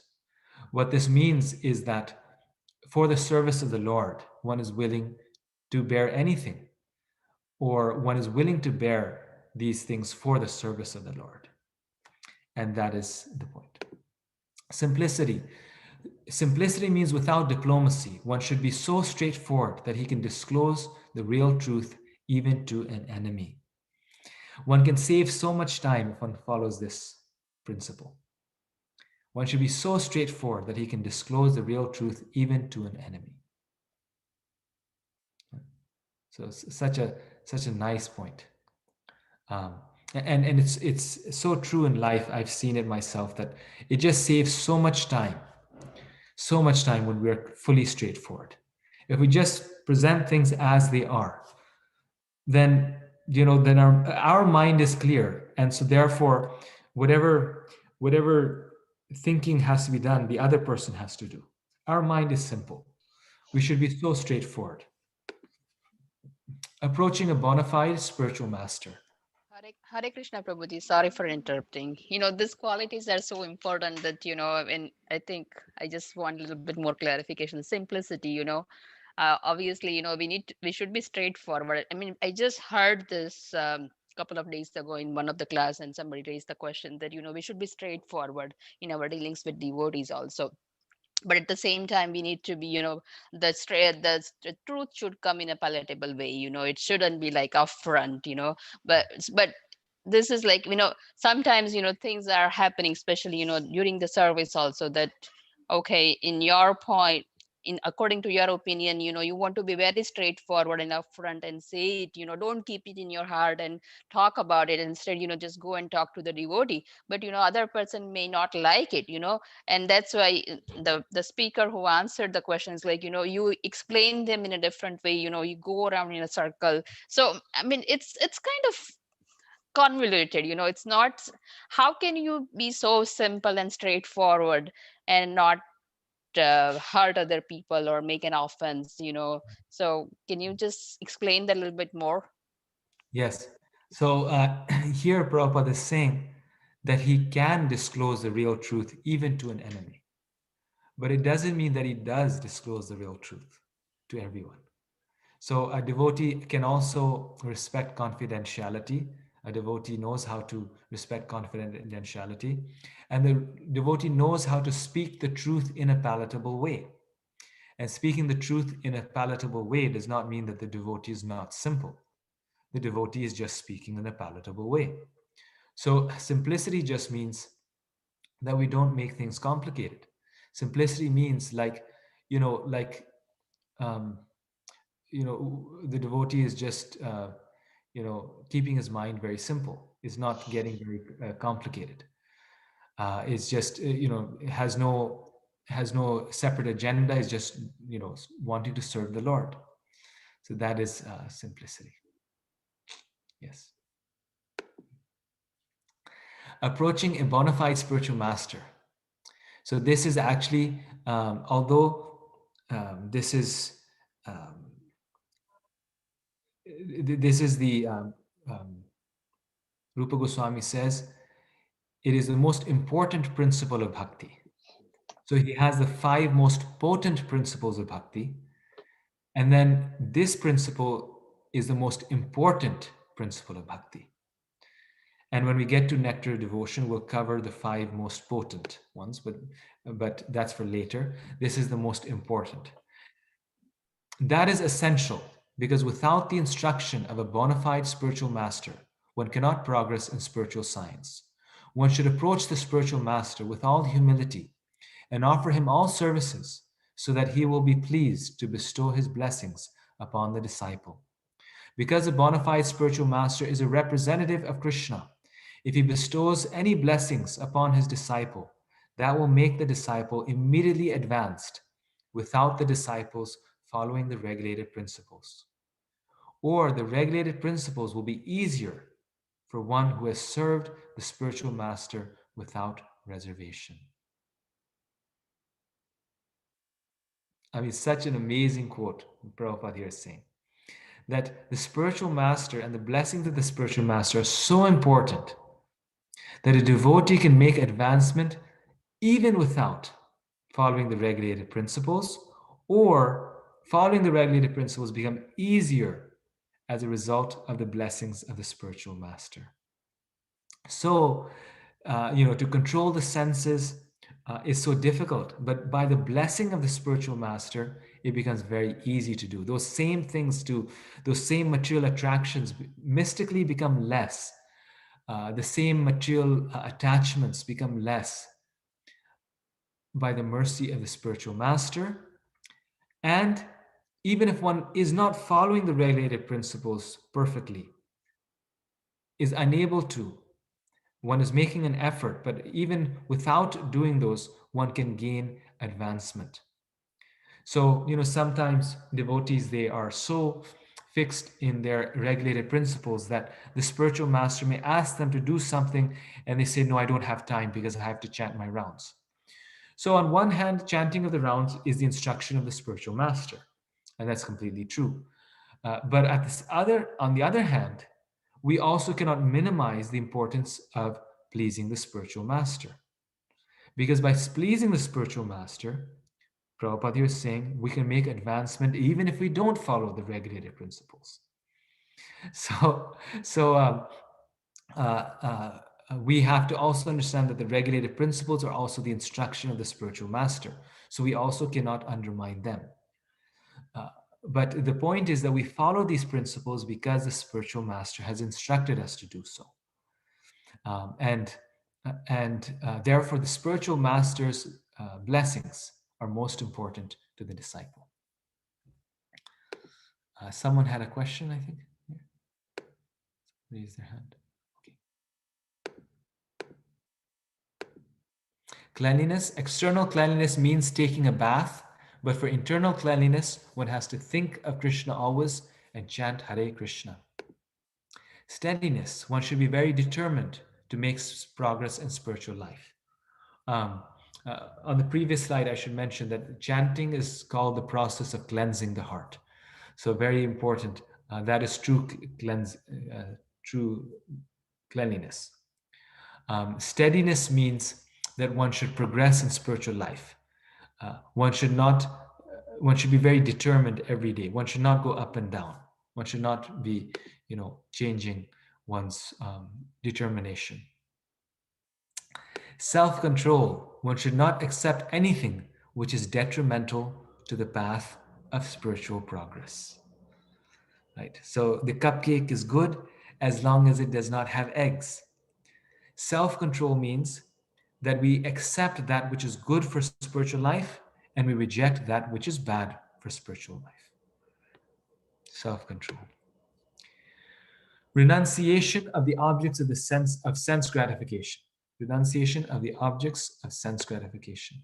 The tongue should always be engaged in tasting the remnants of foodstuffs offered to Krishna and chanting Hare Krishna. As far as the eyes are concerned, they should not be allowed to see anything but the beautiful form of Krishna.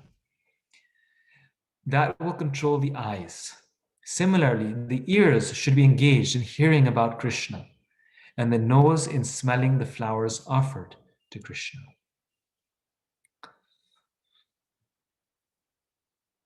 So, renunciation of the objects of sense gratification, according to Srila Prabhupada, is engaging the senses in the service of the Lord. So, renunciation does not mean stopping the senses. It means engaging the senses, the tongue, the sight, all of these in the service of Krishna. The absence of false ego is another quality of knowledge. These are such amazing, you could say, images here. Once again, thank you to Mother Urmila.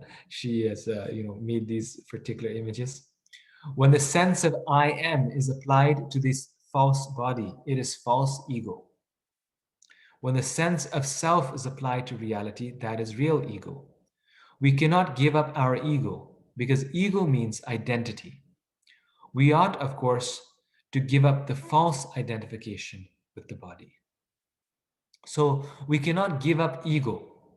We are always individuals. The Mayavadis say we must give up ego, that we must give up our sense of self. We have to give up, Buddhists also say we have to give up ego, no sense of self. We are nothing. That is nihilism. We are nothing. No sense of self, no sense of individuality. No, we have ego. Ego means our identity. But we have to give up our false ego, which is we have to give up the false conception that I am this body. We have to give up the false person that we are. So I'm not this physical material body. I am the soul, the real ego, 100% soul, 100% transcendental, bomb-proof, fire-proof, waterproof, wind-proof. That is the soul. Nothing can happen to this soul. So ahankar means the I maker, the I that I've made for myself out of the material elements. That is what I have to give up. The perception of the evil of birth, death, old age, and disease. Unless we have a pessimistic view of this material life, considering the distress of birth, death, old age, and disease, there is no impetus for our making advancement in spiritual life. One thing that you will find, I found this very often in Krishna consciousness, is that many devotees who come to Krishna consciousness, they have very difficult material lives. They might have had a family member who died. They might have, had a very intense material experience. And so people say, oh, people who come to spiritual life, it's all because, it's the sour grapes philosophy. They weren't able to enjoy material life, so therefore they went to spiritual life. And we say, yes, to some degree that is true. Because unless you're in your illusion that you can enjoy this material world, you will not be able to take spiritual life seriously. It's only when we recognize, or we are made to recognize by the experiences in life, that this material world is full of suffering, and we can recognize birth, disease, old age, and death, that we get the impetus for spiritual life. And the very famous, perfect example of this is Lord Buddha. Like Buddha was born as a priest, as a prince. He was born in the king's family with a silver spoon in his mouth. He had, the world's most beautiful wife. He had all the wealth, all the youth and good health. And his spiritual journey began when he first observed what in Buddhism they call the four passing sights. And those four passing sights were an old person, a sick person, a dead person. And then he also saw a monk who was very happy. And so therefore he decides to leave everything and become a sannyasi. So it's unless we perceive or are made to perceive the miseries of this world, we don't take spiritual life seriously. And so because the soul is oftentimes so slow and does not perceive it themselves like Buddha did, Krishna, to a special soul, makes them perceive it by giving them some calamity in their life, by giving them some difficulty in their life, so that they can perceive the evil of this material world. Right? And most of us can possibly identify with this, because all of you have come to Krishna consciousness at some point, and there's possibly something in your life that led you to spiritual life, and that's the perception. Even in second generation devotees, you find that it's a common observation that that oftentimes, as when they're young, they're not so serious in their spiritual life. As teenagers, they're not so fixed in their spiritual practice.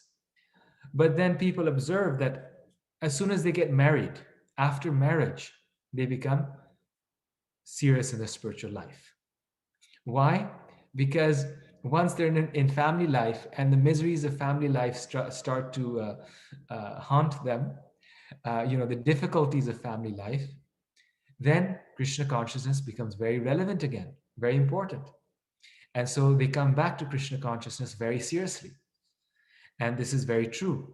You'll see that the second generation devotees in our movement, who are born in this movement, after they become, householders, the wife or the husband is on their case, the children are crying, and they're trying to, maintain themselves financially. And, oh, Krishna, please help me.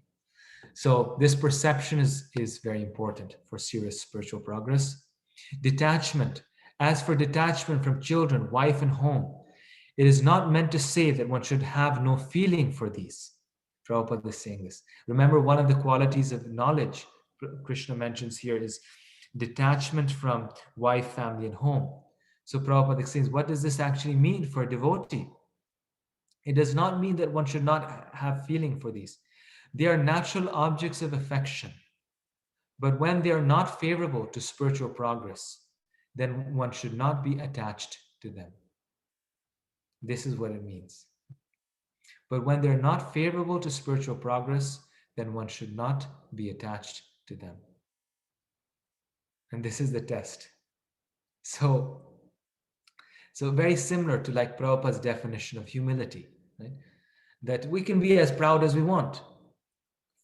I mean, we should not. But the point is, we should not be anxious to get that honor and like this. In the same way, we can have a family. We can serve Krishna in a family.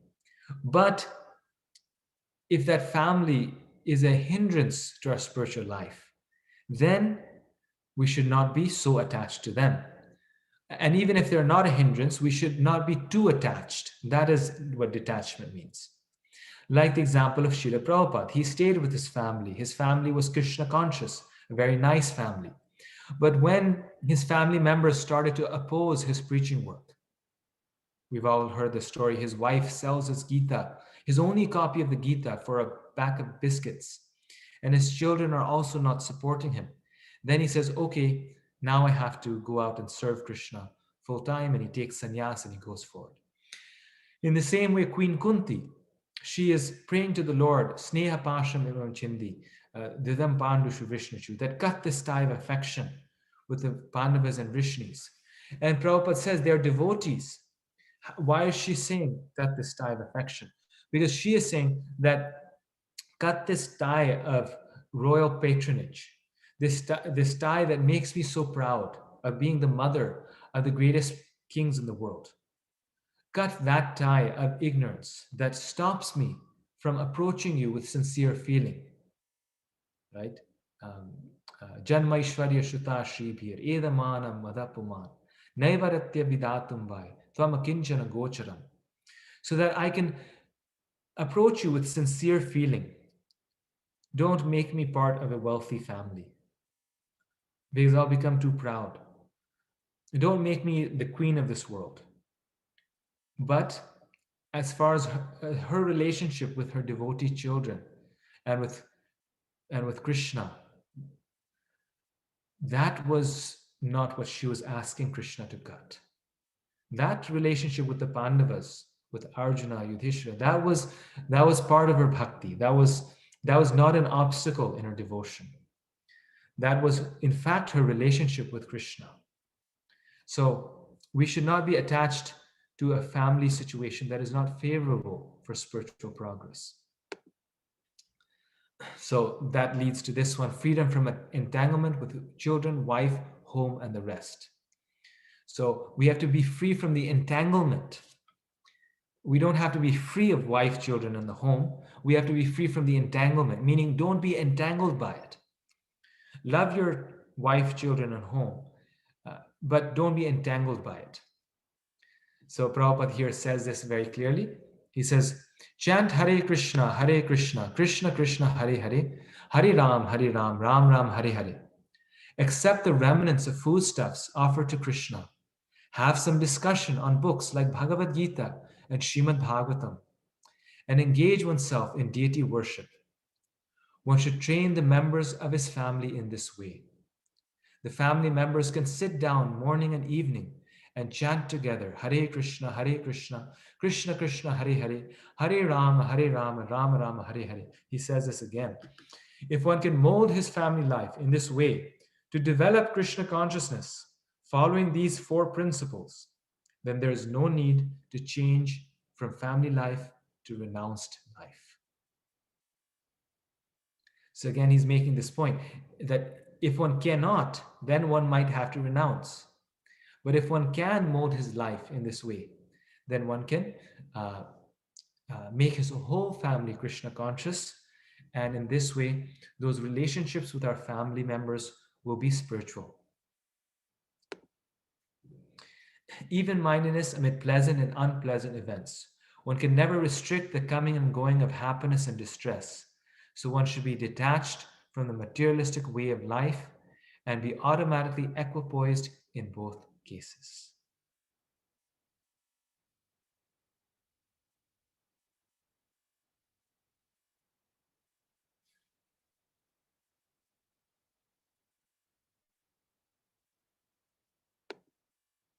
Constant and unalloyed devotion to me, Krishna. Devotional service to Krishna without devotion means engaging oneself, without deviation means engaging oneself in the 9 processes of devotional service. Chanting, hearing, worshipping, offering respect, etc., as described in the last verse of the 9th chapter. So this is actually the most important principle of knowledge: constant and unalloyed devotion to Krishna. Engage in the 9 processes of bhakti. This is actually a childhood picture of His Holiness Bhakti Sarup Damodar Maharaj. Aspiring to live in a solitary place. So we like to be socialites, right? We like to be socialites, big social circles. And we think if we have a big social circle, then we are very, very successful in life. But the test of spiritual life, Prabhupada here says, very interesting point. One may test himself by seeing how far he is inclined to live in a solitary place without unwanted association. So we feel very agitated. I personally, we feel very agitated when we don't have, if we're in a secluded place. But actually, this is a great devotee. A devotee actually, this is the best life. Imagine, no problems, no need for anything, just him and his relationship with Krishna. But the key words here is without unwanted association. The devotee aspires for good association. For devotee association, that is living in a solitary place. Solitary place means no material association. Because we see practically that in the cities, there's so much distraction that destroys our spiritual life, the billboards, all these things. Detachment from the general mass of people. Naturally, a devotee has no taste for unnecessary sporting or cinema, going or enjoying some social function, because he understands that these are simply a waste of time. Right? So, watching movies. Prabhupada mentions this a few times in the Gita, or going to sports or clubs or all these things. I mean, they're just a waste of time, right? Tennis matches and football, all of these things. Even devotee parents are sometimes so into giving their children all these sports. Some sports is necessary, but Narad Muni was not into sports. The Bhagavatam particularly describes this. So some is necessary, but ultimately too much is a waste of time. So detachment from the general mass of people. Although everyone is doing it, the devotee is not doing it. Accepting the importance of self-realization. This service of the individual soul to the Supreme Soul is eternal, nityam, as it is clearly stated. So bhakti or devotional service is eternal. One should be established in that philosophical conviction. So one should have the conviction that self-realization is so important. Service to the Lord is so important. And this service that we're doing to the Lord is eternal. Bhakti is eternal. Our devotional service to Krishna is eternal. It seems like it stops now, but whatever devotional service we do is actually eternally service for the Lord.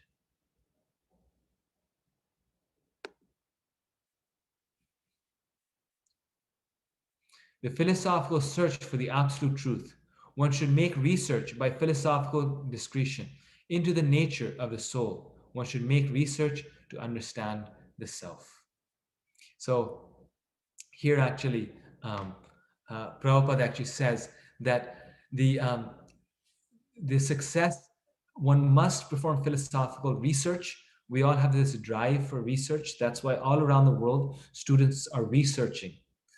Right? We have a nature to research, but research should be done in the nature of the soul. And that makes a person perfect.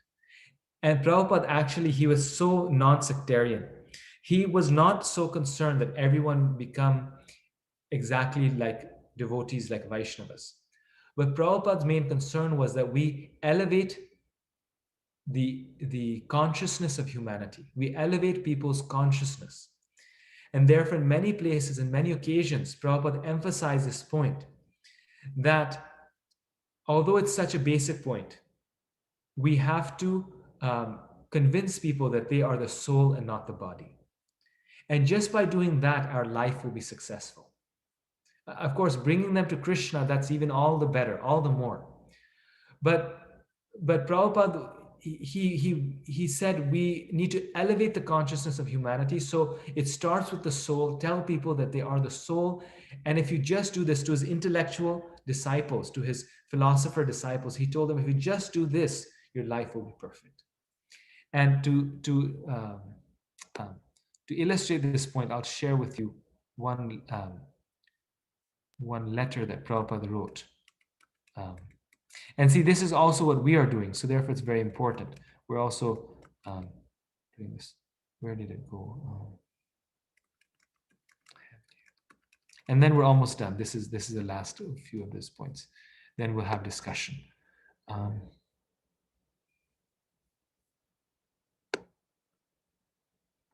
Here we go.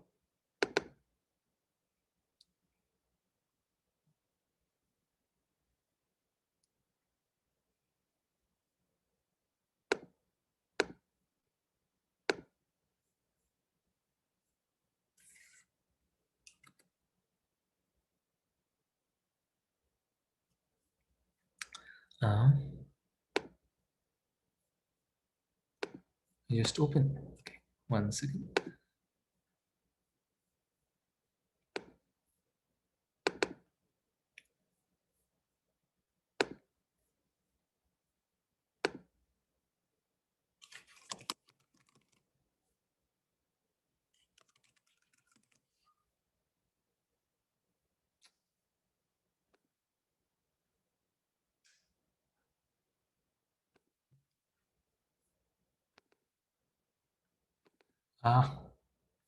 This will be very inspiring for all of you. So that's why I'm doing this, because some of you are engaged in this type of work. So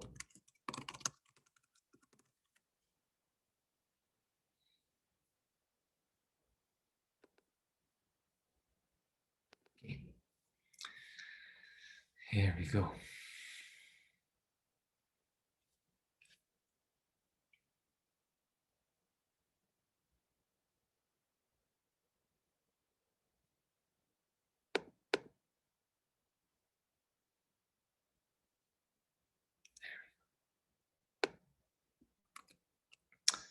Okay.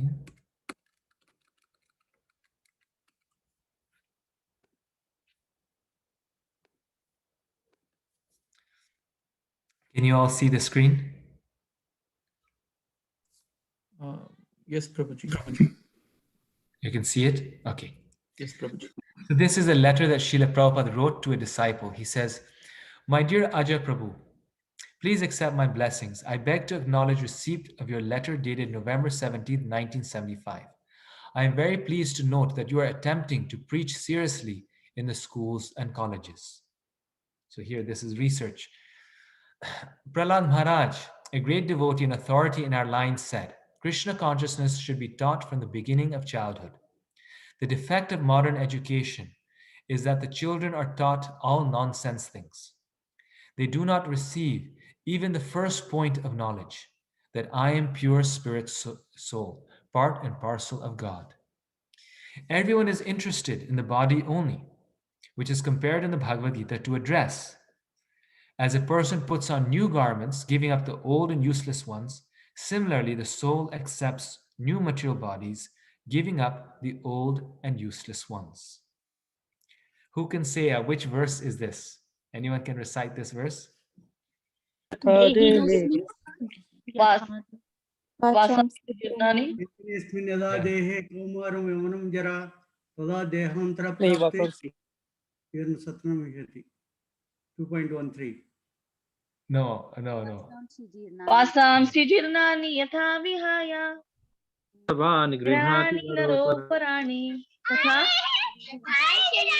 Jirnanyani samyati navani. yaya jirnani. Very good, thank you. So this is a verse from the Gita. Prabhupada is quoting here. This simple fact they have yet to learn. So if you can teach them just this one point, it will be a great success. This is the part I want you to focus on. So here, so if you can teach them just one point, this one point, it will be a great success, because this is the basic platform of advancing in spiritual understanding. If we want to read and write, then it is essential to learn first all the ABCs. First of all, ABCs. So if we want to learn how to read and write, Prabhupada is saying, it is essential to learn first of all ABCs. Whatever knowledge that they have got now is on the platform of this body, which is a lump of matter only. There is no knowledge of the soul, which is entrapped within the lump of matter. And so people are suffering because of ignorance of this simple point. And then here I highlighted this. So try to enlighten them on this point and make them happy. Prabhupada's instruction is here. So try to enlighten them on this point and make them happy. That will please me and Krishna. And thus you will become perfect yourself. So Prabhupada said just on this point, he didn't say Rasa Leela, he didn't say, of course, those things, we also preach them everything once they come to Krishna consciousness. But just if this point we do, this makes Krishna and Prabhupada happy and we will become perfect. So this was Prabhupada's instruction to his disciples who were there on the planet at that time, to preach in the schools and colleges, to just, I mean, when we go to these places, we don't have the platform. We don't have, you could say, the permission to directly glorify Krishna. We don't, we can't go there and say Krishna is the Supreme Personality of Godhead, because, it's supposed to be a secular environment and whatnot. But what we can do is we can teach them that you are a soul and not this body, that we are a spirit soul. So research must be done in that area, Prabhupada says, in the area of the nature of the soul. Okay, and then I think we've come to the end. Let me see. Yep. Okay. Philosophical search for the absolute truth. Of all the descriptions of the process of knowledge, the most important point is described in the first line of the 11th verse. Mayi chanyanya yogena bhaktir avyabhicharini. The process of knowledge terminates in unalloyed devotional service to the Lord. Prabhupada says this again, like we saw in chapter 12. This is the Svarup Lakshana of knowledge, the key part of knowledge. The process of knowledge terminates in unalloyed devotional service to the Lord. So if one does not approach or is not able to approach the transcendental service of the Lord, then the other 19 items are of no particular value. But if one takes to devotional service in full Krishna consciousness, the other 19 items automatically develop within him. So just like we were talking in chapter 12, that one who engages in the devotional service of the Lord, the qualities of the demigods automatically manifest in him. In the same way, all the other knowledge, therefore the devotee in some sense is all-knowing. Not all-knowing like God, but he has all knowledge. Why? Because if we take to devotional service, then the other 19 items of knowledge automatically develop in the devotee. And then the last part, which is part 2 of this chapter, is verses 13 to 35. We don't have time to go over it in detail, but it's very straightforward. It's Krishna in the first section of this last part. He describes his own nature. He describes who he is, what is his nature. The super soul is all pervading, transcendental, all these things. And he describes how he, Krishna, is the object of knowledge. Krishna is present everywhere. His hands, arms, and legs are present everywhere through the arms and legs of the living entity. Everywhere are his hands and legs, his eyes, heads, and faces, and he hears everywhere. In this way, the super soul exists, pervading everything. So the Lord is not lost in this world. The Lord is not, everything is not God, but rather the Lord acts through the hands of his devotees and through the hands of all living entities, because they're all part and parcel of Krishna. The Upanishads also say this, that everywhere are his hands and legs. This is a very common Vedic formulation. Therefore, the cowherd boys, they would also see Krishna everywhere. Krishna was present everywhere because they saw the Lord's presence in all places, in all different places. This is actually very interesting. I wanted to go over this, but it's okay. We will do this at a later time. So this is one very nice quote from Srila Prabhupada. He says, "So Krishna is so kind. If you're actually sincere to the service of Krishna, then he has got agents everywhere. He has got hands and legs everywhere. Wherever he will order, the things will come. Simply we have to become sincere. Then everything is there." So in this part, Krishna is describing how he is present, what is his nature, how he is within everything, outside of everything, present in all places, as we have seen also in other sections of the Gita. And then in the last part, Krishna tells the result of this knowledge. that the result of this knowledge is that a person becomes the devotee of the Lord. One can achieve this understanding through various types of yoga, of which bhakti is the easiest and best. Lord Chaitanya said that in this age, no one needs to change his position, but one should give up the endeavor to understand the absolute truth by speculative reasoning. One should learn to become the servant of those who are in knowledge of the Supreme Lord.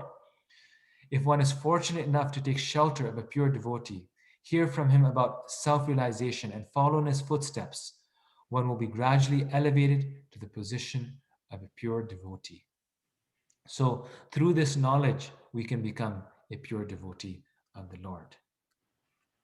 Yes. Um, so, so by understanding this knowledge, we can how the knowledge of the soul, how the soul is different than the body, just like a sky pervades all things and yes, and is yet uncontaminated by them, whereas the sun illuminates all things yet remains unaffected. Seeing in this way, one becomes liberated. So the key point here is that Krishna in this Gita is showing us that we have to see the difference between the kshetra and the kshetragya. One has to see the soul as different than the body. The soul is not mixing with the material world. And when one sees oneself as separate from everything else, from different from this material world, beyond this world, when one sees that one is above the modes of nature, one is above passion, ignorance, goodness, then one can reach the Supreme Lord. Then one becomes liberated. Okay, so a lot of discussion, a lot of information. Now we can open it up for questions if someone has questions or comments.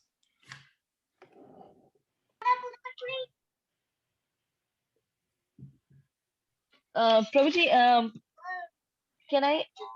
Yes. Prabhuji, you mentioned in Krishna consciousness, sports and all that. I mean, something that I learned a little hard way because I'm homeschooling my daughter, and I'm a strong personality. She is a mild, sweet girl. So it's like it's like a small example that we should eat Krishna Prasad. And I'm like firm, pakka. It's like you can open your box, lunch box, and eat. But she is shy. So they feel they want to be accepted, and it is very hard for them that they're eating rice and dal or chapati or something. So of course this is not in terms of my daughter because she never went to school, but this is with regards to other children. So what we did, that we because we cannot see the specific point where the child breaks, because my personality is different. So we consulted a psychologist, and it's not that they're crazy or something. It is just that we want to uh, we want to pass that bridge that is between my personality and her personality, because Krishna consciousness is I'm firm about it, but she is not firm and she's a different person altogether. So I mean, in Krishna consciousness, because we have strong ideas sometimes, like in sports and all, some children they don't like it, or some parents are there like no, we will not do it to that extreme, but the child wants to do it because it's a peer pressure, Yes, yes. and they You might bring a break. very good point, Mataji, actually, that we have to also apply these principles based upon the nature of the child. So some children are more, they're more inclined towards sports. And so we need to allow them to do that. And others are less inclined. What I was getting more at is that, like you find some families like there's nothing else in the children's life except for sports. They have sports in the morning, they have sports in the evening. Every Saturday and Sunday, they have games, and they're going for these games. And it's all good, but at the same time, what is the purpose of sports? Sports is meant to keep the body and soul together, to keep the body strong, so that we can serve Krishna. But if we're doing sports all day, then it's like we missed the forest for the trees. The body should be strong to serve Krishna, but now there's no time to serve Krishna. It's just about the sports. But you're absolutely right that we have to look at the nature of the child, and we have to apply all these principles and give them, these sports and these things based upon their nature. But in general, we have to avoid materialistic association. So if that sports is making them very materialistic, then that is a reason to change it or do something else. Because Krishna says one of the items of knowledge is giving up bad association, right? Yes, Prabhuji. I mean, you're right on the point. But sometimes the child, they get depressed Hmm. because they are very emotional. Some of the children, because they want acceptance from their peers. Hmm. It is so much. I mean, because I have accepted Krishna consciousness as an adult, very consciously, that I made a decision, and they are still yes, they want to be devotees, but they also want to have that life. So I Yes. mean, for me, what But we worked are was choosing, but we are choosing the peers for the child, you see? yes, And this yeah, is that is also true. But so much of, but I mean, my point is only that I mean, all these Krishna conscious principles are wonderful. Only thing, if because I'm not a skilled psychologist, we approached a psychologist, and at every stage, like 6 months or a year, we every time get them mentally also, are they on the right track with us, Hmm. or Yes. are we doing the wrong? I mean, rubbing the wrong side.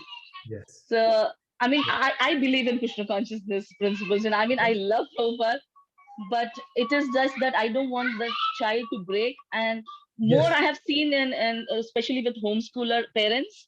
I mean, I did the wrong way sometimes. I agree with it, but I learned the hard way, and I feel it very beautiful because Yes. if that gap is filled, we Hmm. are friends with the child. The Hmm. child looks up to us, and they are willing to take up Krishna happily. Yes. So I just wanted to share that, No, this is a very nice point. And see, Krishna consciousness is not incompatible with material science. Just like when we get sick, we do go to the hospital. If we, break a bone, we do go to the hospital. So we do consult doctors. In the same way, even for our mind is also therefore, according to scriptures, it's a material element. And so until we become pure devotees, we have to take care of the mind, just like we take care of the body. And material science is very advanced in terms of knowledge about the mind and how we can take care of it, how we can, keep it in a good state of mind, or how we need to deal with it or relate with it. So these sciences are not incompatible with Krishna consciousness. Rather, like you are doing, we can use them in Krishna service. We can use psychology, we can use medicine in the service of Krishna. So the key thing here is the goal of our education, the goal of our use of science is to become more Krishna conscious. And we can do it in whatever way it takes to become more Krishna conscious. yes, thank you very much. Thank you. Pushpanjali Mataji, would you like to? Hare Krishna Prabhuji. So the question is, you mentioned one statement, if we are not anxious about getting honor from anybody, then we will be able to do a service. So I'm a little confused. What if we are concerned about getting too much honor or praise when we do a service, and then we don't want to take it because, Mm. maybe we're not ready to, give it everything to Krishna and not be affected by it. Yes, yes, and see that's why that is pure devotion. That um, attachment is not pure devotion, but aversion may also not be pure devotion. Aversion is also another form of attachment. And therefore, for the service of the Lord, for Krishna's service, the devotee can accept honor. Just like many devotees in our movement have accepted the order of sannyas. Now, to become a renunciate, one doesn't have to become a sannyasi. One can stay a brahmachari. To become a guru, one doesn't have to become a sannyasi. You can be a guru as a brahmachari. So why have they taken the order of sannyas? The order of sannyas actually brings respect, on honor. People honor sannyasis because of they've made it public. They've told the world their vow that for the rest of their life they're going to be celibate. And that's very difficult to do, so the world has to honor it. Now, why are they wanting honor and taking the sannyas order? If they're actually sannyasis, if they're actually renunciates, they're doing it because by accepting that honor, they can convince others of Krishna consciousness. By accepting that platform of sannyas, it becomes easier to preach. And in the Chaitanya Charitamrita, it's actually said that Lord Chaitanya, he took sannyas so that it became easier for him to preach, because people at that time would only listen to the renunciates. The devotee can accept honor for the service of the Lord. And that is actually detachment. Because aversion to honor is another form of attachment. At the same time, the devotee is very careful and looks at his level of advancement. So if due to past good karma, if that devotee becomes a celebrity, then the devotee might have to pull back and say, this honor is too much for me, and I'm falling down due to pride or due to material comforts that come along with this, and so may voluntarily give it up. Just like Bharat Maharaj did. He was a great king and a great devotee of the Lord. But at a certain point in his life, he gave it up and he went to the forest. Now, if he's a devotee of the Lord and he's using the kingdom and the honor and the service of the Lord, why did he have to give it up? He had to give it up for himself. That, well, I now, in my last stage of my life, I have to focus my mind on Krishna. And I'm not pure enough to do this in the kingdom. So I have to leave the kingdom and I have to go to the forest. So Prabhupada could accept all the honor of his thousands of disciples. They would wash his feet. But we may not be able to do that. So we just see what is needed for the service of the Lord, and also where am I at spiritually. So same point, Prabhuji, if we know that we are not ready for a service and our authority, they give us service, then what should we do? Well, sometimes that service comes with the empowerment to fulfill it. So we may feel that we are not ready, but they, being our coach, know that no, we're ready. Just like Prabhupada gave instructions to devotees, that they said, Prabhupada, I'm not ready for this. But Prabhupada said, no, you are, do this service. One time, there's a letter of Prabhupada to one of his disciples where that devotee gave up his position of leadership, his management position. And he says, Prabhupada, I just want to be humble, and this position gets to my head. And this other devotee really wants it, so I'm giving it to him. And Prabhupada wrote back a letter chastising him, saying, don't be like rascal. I told you to do this, so who are you to give up this position of honor? Who are you to take the humble role? So Prabhupada, the instruction of the Guru is very important. We have to take it very seriously. That, well, there's a reason I'm getting this instruction, and the instruction is coming through a devotee, and this devotee is well-meaning, and therefore Krishna is speaking through this devotee, and I have to stand up to this. One last question, Prabhuji, same point. One Siksha Guru will say you do this, other Siksha Guru will say you're not ready for it. Then what should we do? We should get a Diksha Guru, and we should ask the Diksha Guru that, which one should I follow? Or we should try to fulfill both, like Arjuna. When Ashwatthama came, then Arjuna had two Shiksha Gurus. One was Krishna. Krishna was saying, you kill Ashwatthama immediately. And the other was Draupadi and Yudhishthira, where they were saying, don't kill him. And he was receiving conflicting instructions from his two separate Shiksha Gurus. And he turned to Krishna, that you solve this. And Krishna told him, no, you solve it. You're a devotee, you solve it. So Krishna didn't solve it for him. Krishna still said, Krishna and Bhima were saying you kill him, and Yudhishthira Maharaj and Draupadi are saying don't kill him. And so then Arjuna solves it, and therefore he establishes himself as a great devotee, and he kills him, and he also doesn't kill him. He removes his gem. So he finds that way. So sometimes we can do both. Thank you so much, Prabhuji. Thank you. Brinda Mataji. Hare Krishna, Prabhuji, Dandat Pranam. Thank you for a wonderful class. Prabhuji, when we discussed the qualities which Krishna mentions in the verses 8 to 12, thank you so much for discussing them in detail. So there are few qualities which say that aspiring to live in a solitary place or detachment from general mass of people, or how we should be detached from family and the rest means it includes relatives or even friends and all. So we say that accepting which is favorable to devotion and what is rejecting what is not favorable to our devotional life. So but I was thinking, isn't it creating a different or wrong impression about ISKCON, like I am just rejecting, and then the door to teach them gets closed, right? Like if I'm just being away from them, like won't they get different impression? And then where does this being tolerant quality stand here? If we are not tolerating it, if we are just rejecting it, then isn't it also contradictory? I mean, I don't know if I'm asking a good question here, but It's a very nice question, very good question. In the Chaitanya Charitamrita, Lord Chaitanya says, um, Asat Sangatyag Ye Vaishnav Achar. Lord Chaitanya says that the very quality of a devotee is that the devotee gives up bad association.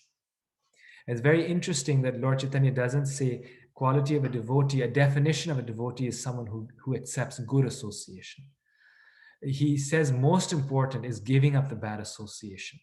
And this also goes back to the point of children that we were talking about before, that if the children, as Mataji pointed out, if they don't have good peers, they won't be good children, at least for the time being. And so our first duty is to give them good association, which means giving up bad association. If they don't have good friends, they'll never be happy in Krishna consciousness because they need friends, and their friends are telling them something different. So, asat sangatyagi vaishnavachar. But we also have to live in this world.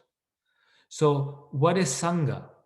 Asat sangatya. So, Lord Chaitanya is saying, give up bad association. So, what is sangha? What is association? Association are of many different types.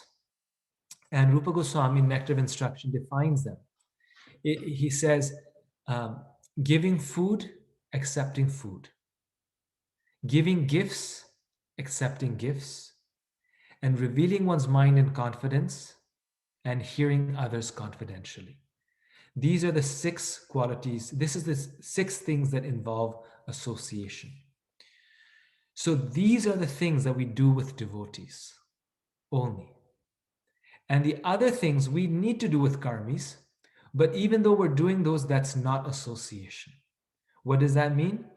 We don't eat with karmis and we don't take their food. Of course, we give them Krishna Prasad. We do give them Krishna Prasad, but we don't accept their food. And we don't really eat with them either. We don't attend dinners with them. Why? Because food is a place where the heart is revealed. Food is a place that carries the consciousness. So we are associating, but we don't have to go to the restaurant and eat the pizza with them. We eat with devotees. We may give them the gift of spiritual knowledge, but we don't, give gifts and take gifts like confidentiality. And then the last thing is that we don't reveal our heart to the materialist, and we don't get into their personal material things also. That is left for the devotees. You see, so the level of association is giving. We are trying to give them spiritual knowledge, and it may be functional, business-wise. You're doing work, business. Business transaction is not sangha. Rupa Goswami does not mention that. But sangha are these things. So association doesn't mean just because Prabhupada gave the example, just because the fly is sitting on my hand, does not mean that I am associating with the fly. Association doesn't just mean physical proximity. We associate with people, we work with them. Association or sangha means revealing one's heart, sharing food, that is association.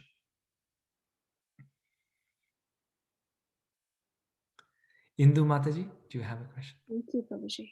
Thank you. Hare Krishna, Prabhuji, Dandavat Pranam. Can you hear me, Prabhu? Yes, I can hear you. So first of all, Prabhuji, I would like to thank you very sincerely for explaining this chapter, which I really never understood so patiently, and you went through each and every point so systematically. So I'm really grateful to you for that. And I have a question on the life symptoms of the 7 activities of the mind. Mm. So in that, the life symptoms, you were talking about consciousness and conviction. So I understand how consciousness is the symptom of life, but where does conviction fit in? A symptom of life, it's a good point. A symptom of life can be free will, and free will can be your own will or your conviction. So, a great philosopher, Western philosopher by the name of Schopenhauer, he said that what identifies a person as a person is the fact that they have a will. You know, a rock or a table or chair has no will. They just are. You know, they're just there. So we have self-awareness, which is consciousness, and second thing, we have free will, which is our own convictions. So these are the functions of, these are the living symptoms. A thing is living when it has some conviction, some will in his heart. And you see that many people, they lose their will to live when they lose their will. You know, like, so conviction is a big part of who we are. Okay. Very good question. Thank you so much, Prabhuji. That makes sense. You put it in perspective. Thank you. Kalavati Mataji. Hare Krishna Prabhuji. I had a question on text 8 to 12, where Srila Prabhupada says that serving we should serve the spiritual master unreservedly. So I'm meditating on that. You know, how can I put that into practice? What exactly does it mean? And is it even possible for a conditioned soul to attain such a stage? So I just want you to dissect that sentence for me and help me understand how I can put it into practice. Yes, without any reservation. It's a very let's go back to that slide, because I mean this is the whole thing, right? This is the whole thing about spiritual life. It's the most difficult thing. So it's actually the devotee's entire life meditation. And so let's see.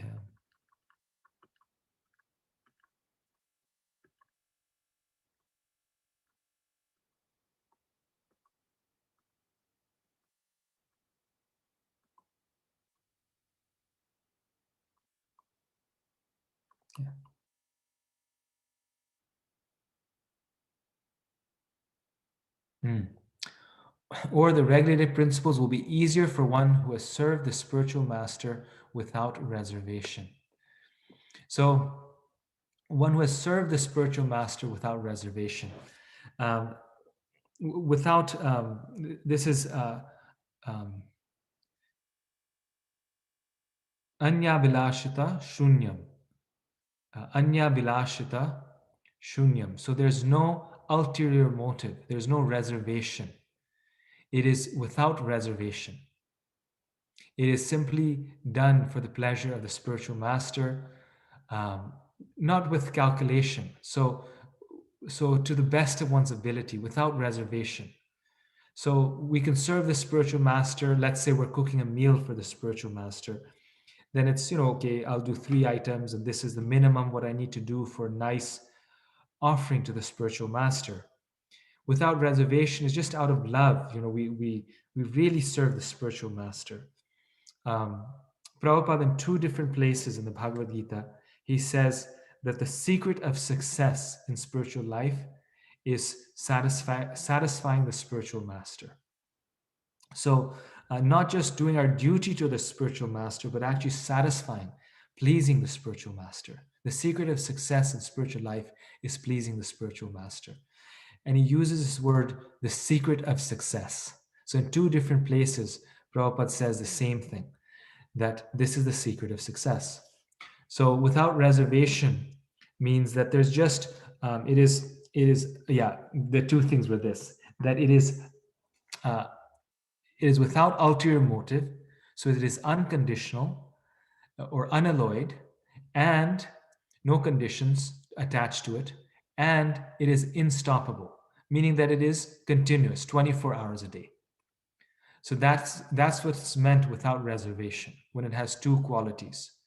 One is that it is unalloyed, unconditional, and the second is that it does not stop. So when we have reservation about something, we stop. When it's without reservation, it is continuous. It sounds quite a difficult order. Yes, and that's why it needs to come naturally. We cannot do it unnaturally. That's actually because I know what you mean. Because how can you just leave all your thing, your life, and serve the spiritual master? It comes naturally, where more and more service attracts the heart, and one becomes more and more devoted. And that's why, just as a final point, and then I hear what you have to say. Um, that's why this service of being the personal servant of the spiritual master, full time, is the most difficult service, because it never stops. You never have your own time.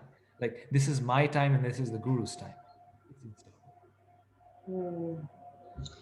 And what comes first? Is it surrender to Krishna or surrender to the Guru, or are they both simultaneous?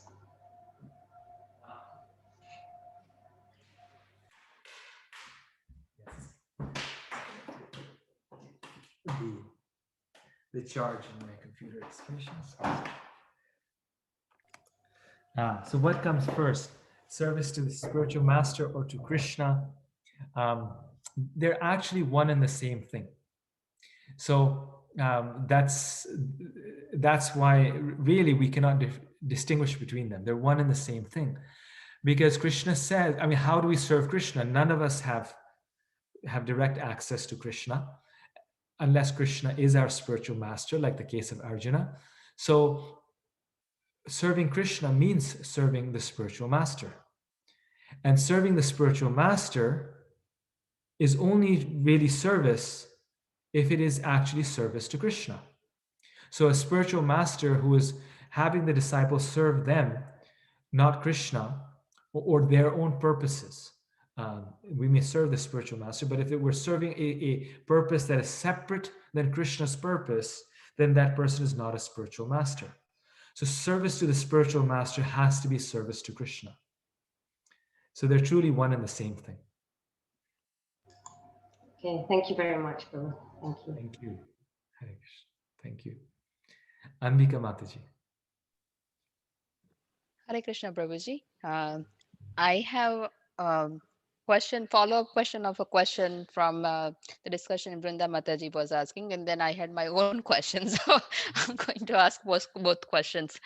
So the first question is the follow-up of what Brinda Mataji asked about associating or coming in contact with non-devotees. So and we just discussed that association, as Rupa Goswami discussed, explained in Nectar of Instruction, is one way is like you offer a prasad and you accept the prasad.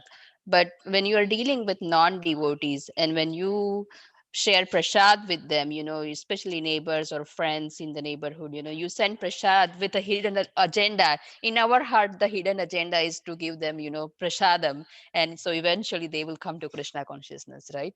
But, those neighbors and friends, they really don't have this knowledge. And that's why as a, just as a good act also, they also want to share something with so they also send food to your house. Now that this is not prasad, but this is food that you don't want to waste. So how do you deal with same thing applies to the gifts also. You give them spiritual gifts, but they give you material things. So how do you deal with that? Yeah, there's no one, there's a good question, a good point. There's no one set way, I would say. You just have to see the time, the place, and the circumstance. Sometimes people, they've given us cookies with eggs in it. As, like you're saying, exactly like this, as reciprocation for the prasad that we give them. And all we can do is throw it away in the trash. Other times, I remember someone, oh yeah, or do this, like someone gave a bag of candies, and those candies had eggs in it.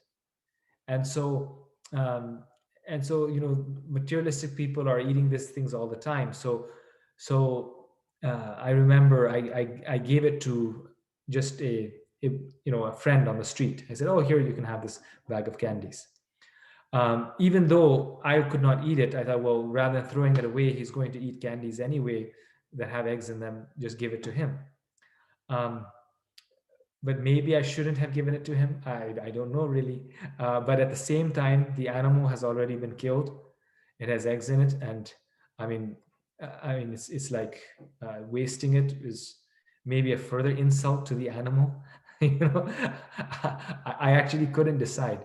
But the key point here is that Sachinandan Swami, he said something very nice. He said, the more sometimes that we resist something, the more it is attractive to us, or it affects us. So in the same way, with the association of karmis, it's also not that we are like really trying to resist their association and stay away from them.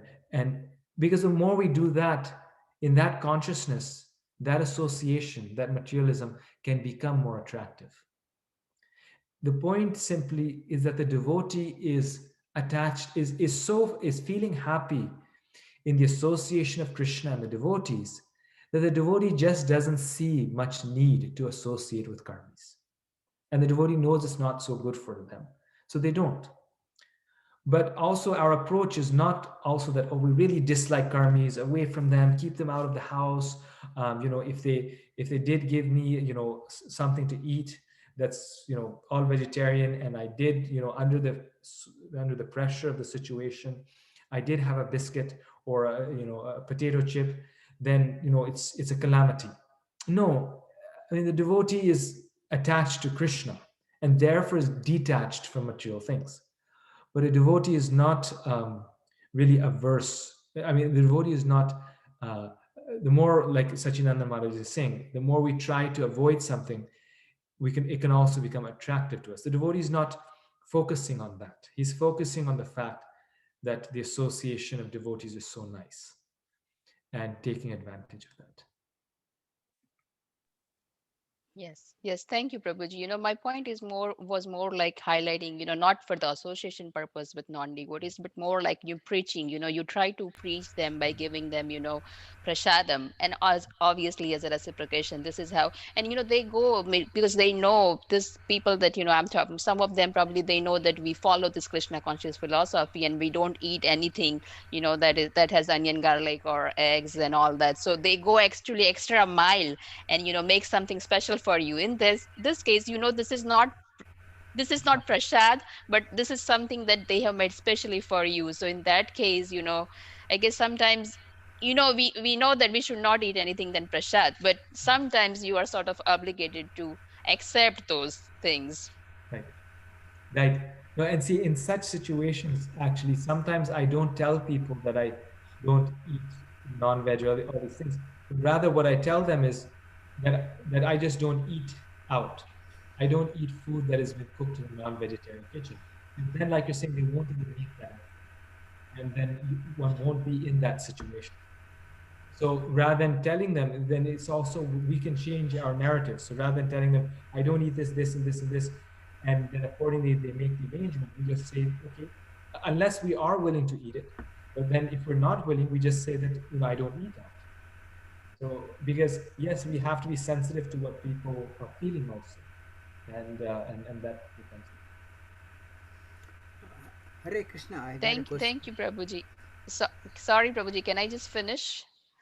So we just discussed that for if you need rain, you pray to Vayu, but then why Nanda Maharaj and Vrajavasis, they were worshipping Indra for rain? Well, no, I was mentioning that how Vayu is the demigod who's a superintendent, who's in touch of the element of water. Sorry, not Vayu, Varun. He's in charge of the element of water, and the demigod in charge of the sense of taste. So that is different. So that's why I in fact corrected myself. That's why I got confused. Indra is obviously the lord of the rain. He's in charge of the rain, but Varun, he is in charge of water. He of the element of water and the sense of taste. Thank you, Prabhuji. Thank you. Dear Krishna Prabhu. Hare Krishna, Prabhuji.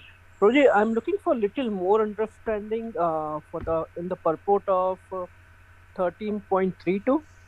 The last two lines. In fact, the last line it says, "He does not engage himself in any material activity.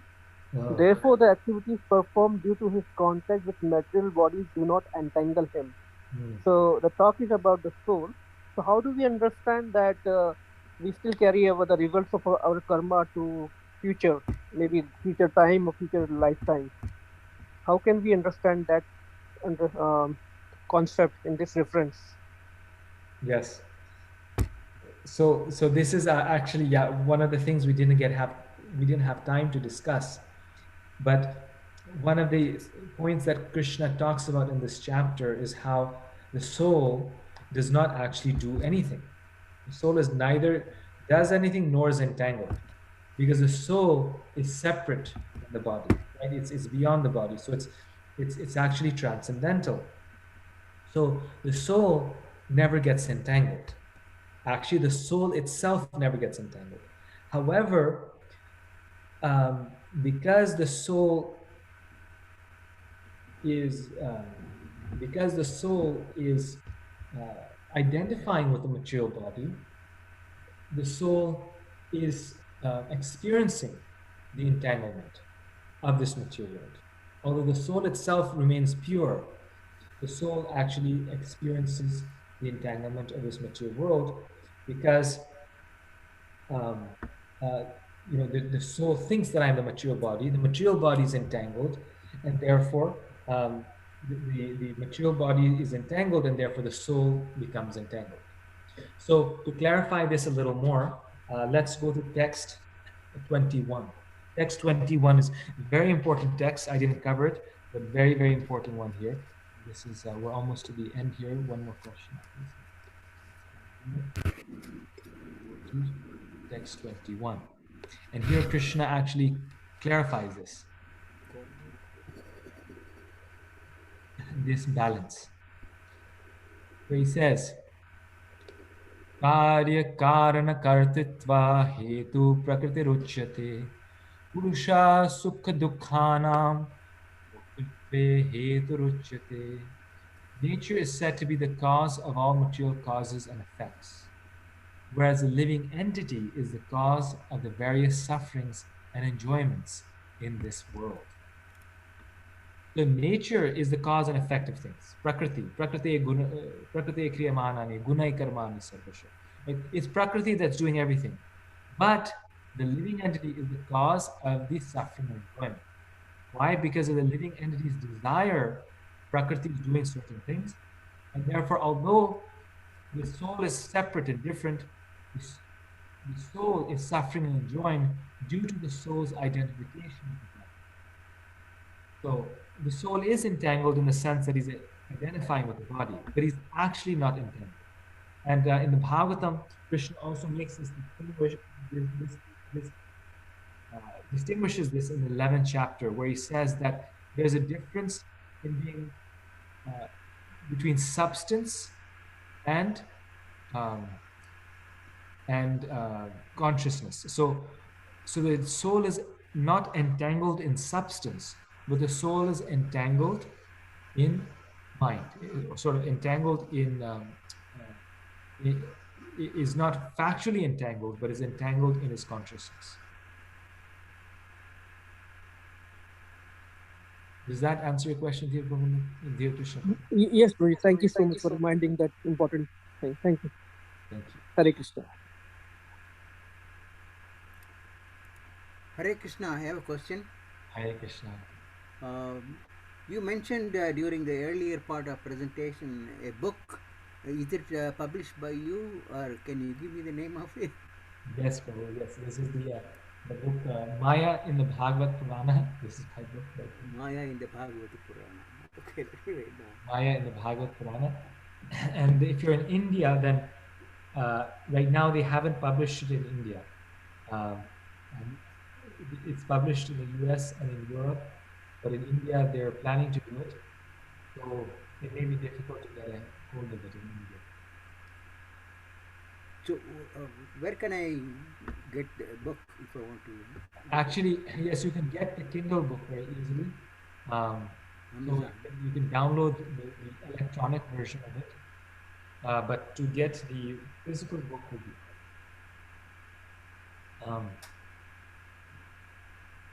It's also a little expensive. In India, it is a little expensive. I feel very bad because also so OUP India, Oxford University Press India is hopefully going to publish it. And if they publish it, He's in the US. in India. He is in the US, Prabhuji. So he can order it from Amazon probably. Okay, you're in the US. Okay, perfect. Okay, no problem. So the link is on the chat. Okay, thank you. Thank you, Prabhu. Hare Krishna. Okay, I think this is perfect timing. Sundari Gopi Mataji.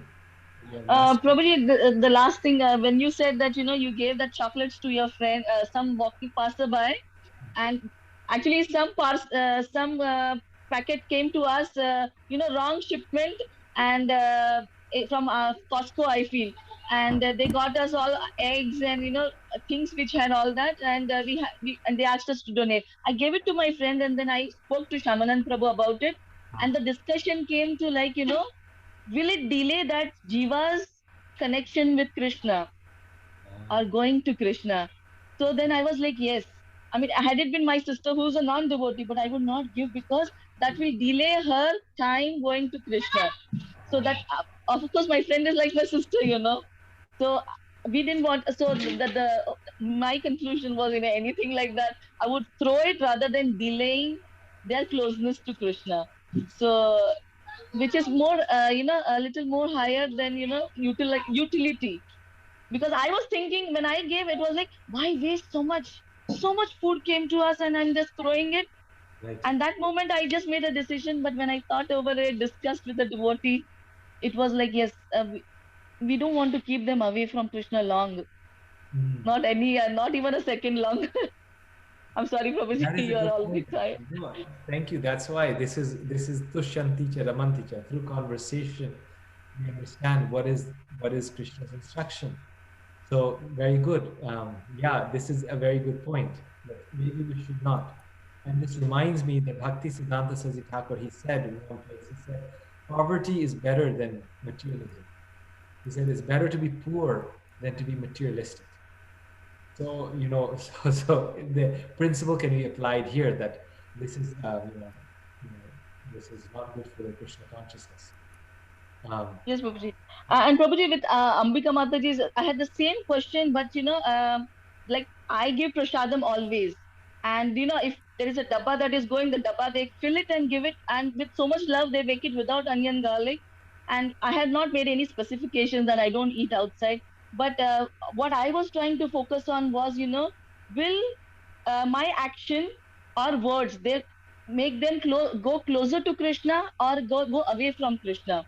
Because sometimes we become devotees afterwards, and they don't know all the details and all, but they keep giving, and it's a two-way traffic.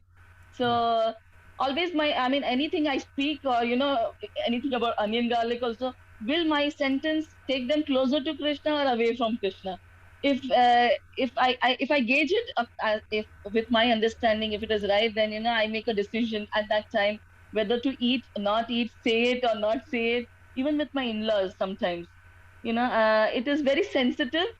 Sometimes I cook with onions and garlic for them, because I know they will get closer to Krishna, because they know that she is very strict, but for us she's doing it because she loves us. So I mean, it's a very thin line where but if it just my state is that, will that action takes them closer, or myself also. I don't want to go away from Krishna at any cost. Yes. So yeah. That's a good point. Very nice point, Nandiji. We have to keep all these points in mind. Shaili, Hare Krishna. Prabhu, I will also add the same thing that whenever we get lot of time, we also get, Prabhu, lot of time the return gift as candies with eggs or anything. We literally trash it because we personally feel that if we give it to someone, that karma of transferring the eggs or animal product will come into our account. So we don't also become the mediator in between that, okay, give it to friend or give it to any other place. We also trash it right away. Yes. So that we don't accept the karma. Yes, that is a And good point. Prabhu, another thing, yeah, like Ambika Mataji was asking, same thing. We also have neighbors, and they are very pious people. All are very nice. They come to our Krishna conscious gatherings whenever Maharaj comes. They all comes for Jagannath Chappan Bhoga and everything. But some like those who eat vegetarian food, they are pure vegetarian. At that place, if my daughter eat a little chevada, we just say Shri Vishnu, Shri Vishnu, Shri Vishnu, and or a little something. She's making some cheese dosa for her daughter, and she makes it for mine. So I let her have it. That it's okay. Let her have the balance. But otherwise, not at the non-vegetarian neighbors. Yes. So I just wanted to add that point that that way we keep balance and help them also to grow in their Krishna consciousness. Yes. Yeah, personally, I find that if we're just clear from the very beginning, then people take less offense. But if we change it halfway through, then people take more offense. So like, and that's sometimes it's hard because we ourselves are coming to Krishna consciousness. So our own standard changes as we advance, or we forget to tell people in the beginning. But at a certain point, once we're solid in our Krishna consciousness, from the very beginning, if we clearly tell people that this is what I do, then they don't get offended because that's the way they know you from the very beginning. And you're their friend, but they know this is just the way my friend is, and their friendship, they decide to have friendship with you in spite of that fact. But if we change it halfway, then it can be difficult sometimes. And it's better to just tell them. Same thing with work, at the office. There's luncheons and all these things. So from the very beginning, when I get a new job or something, I just tell people that this is my diet, and then they don't feel offended. So yes, Shaili Mataji, you have something you've been waiting. Hare Krishna, Shaili. Hare Krishna Prabhuji, Dandavat Pranam, Jai Shri Prabhupada. Thank you so much for the wonderful class.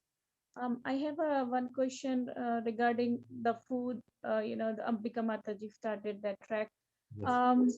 So what, we as an adult, we understand we cannot eat out, but for the kids who, like, I have a teenage daughter, and she is she has all the friends who are non-devotees, because Yes. where we live, they are very hard to find devotees in our city. So she goes to the birthday parties, and then they said, okay, they know that she don't eat eggs and then onion, garlic and all that meat, but then they try to make something for her, and then the birthday party, they are having that pizza from outside. So it's so hard for it's so much peer pressure that she said, okay, should I just sit over there?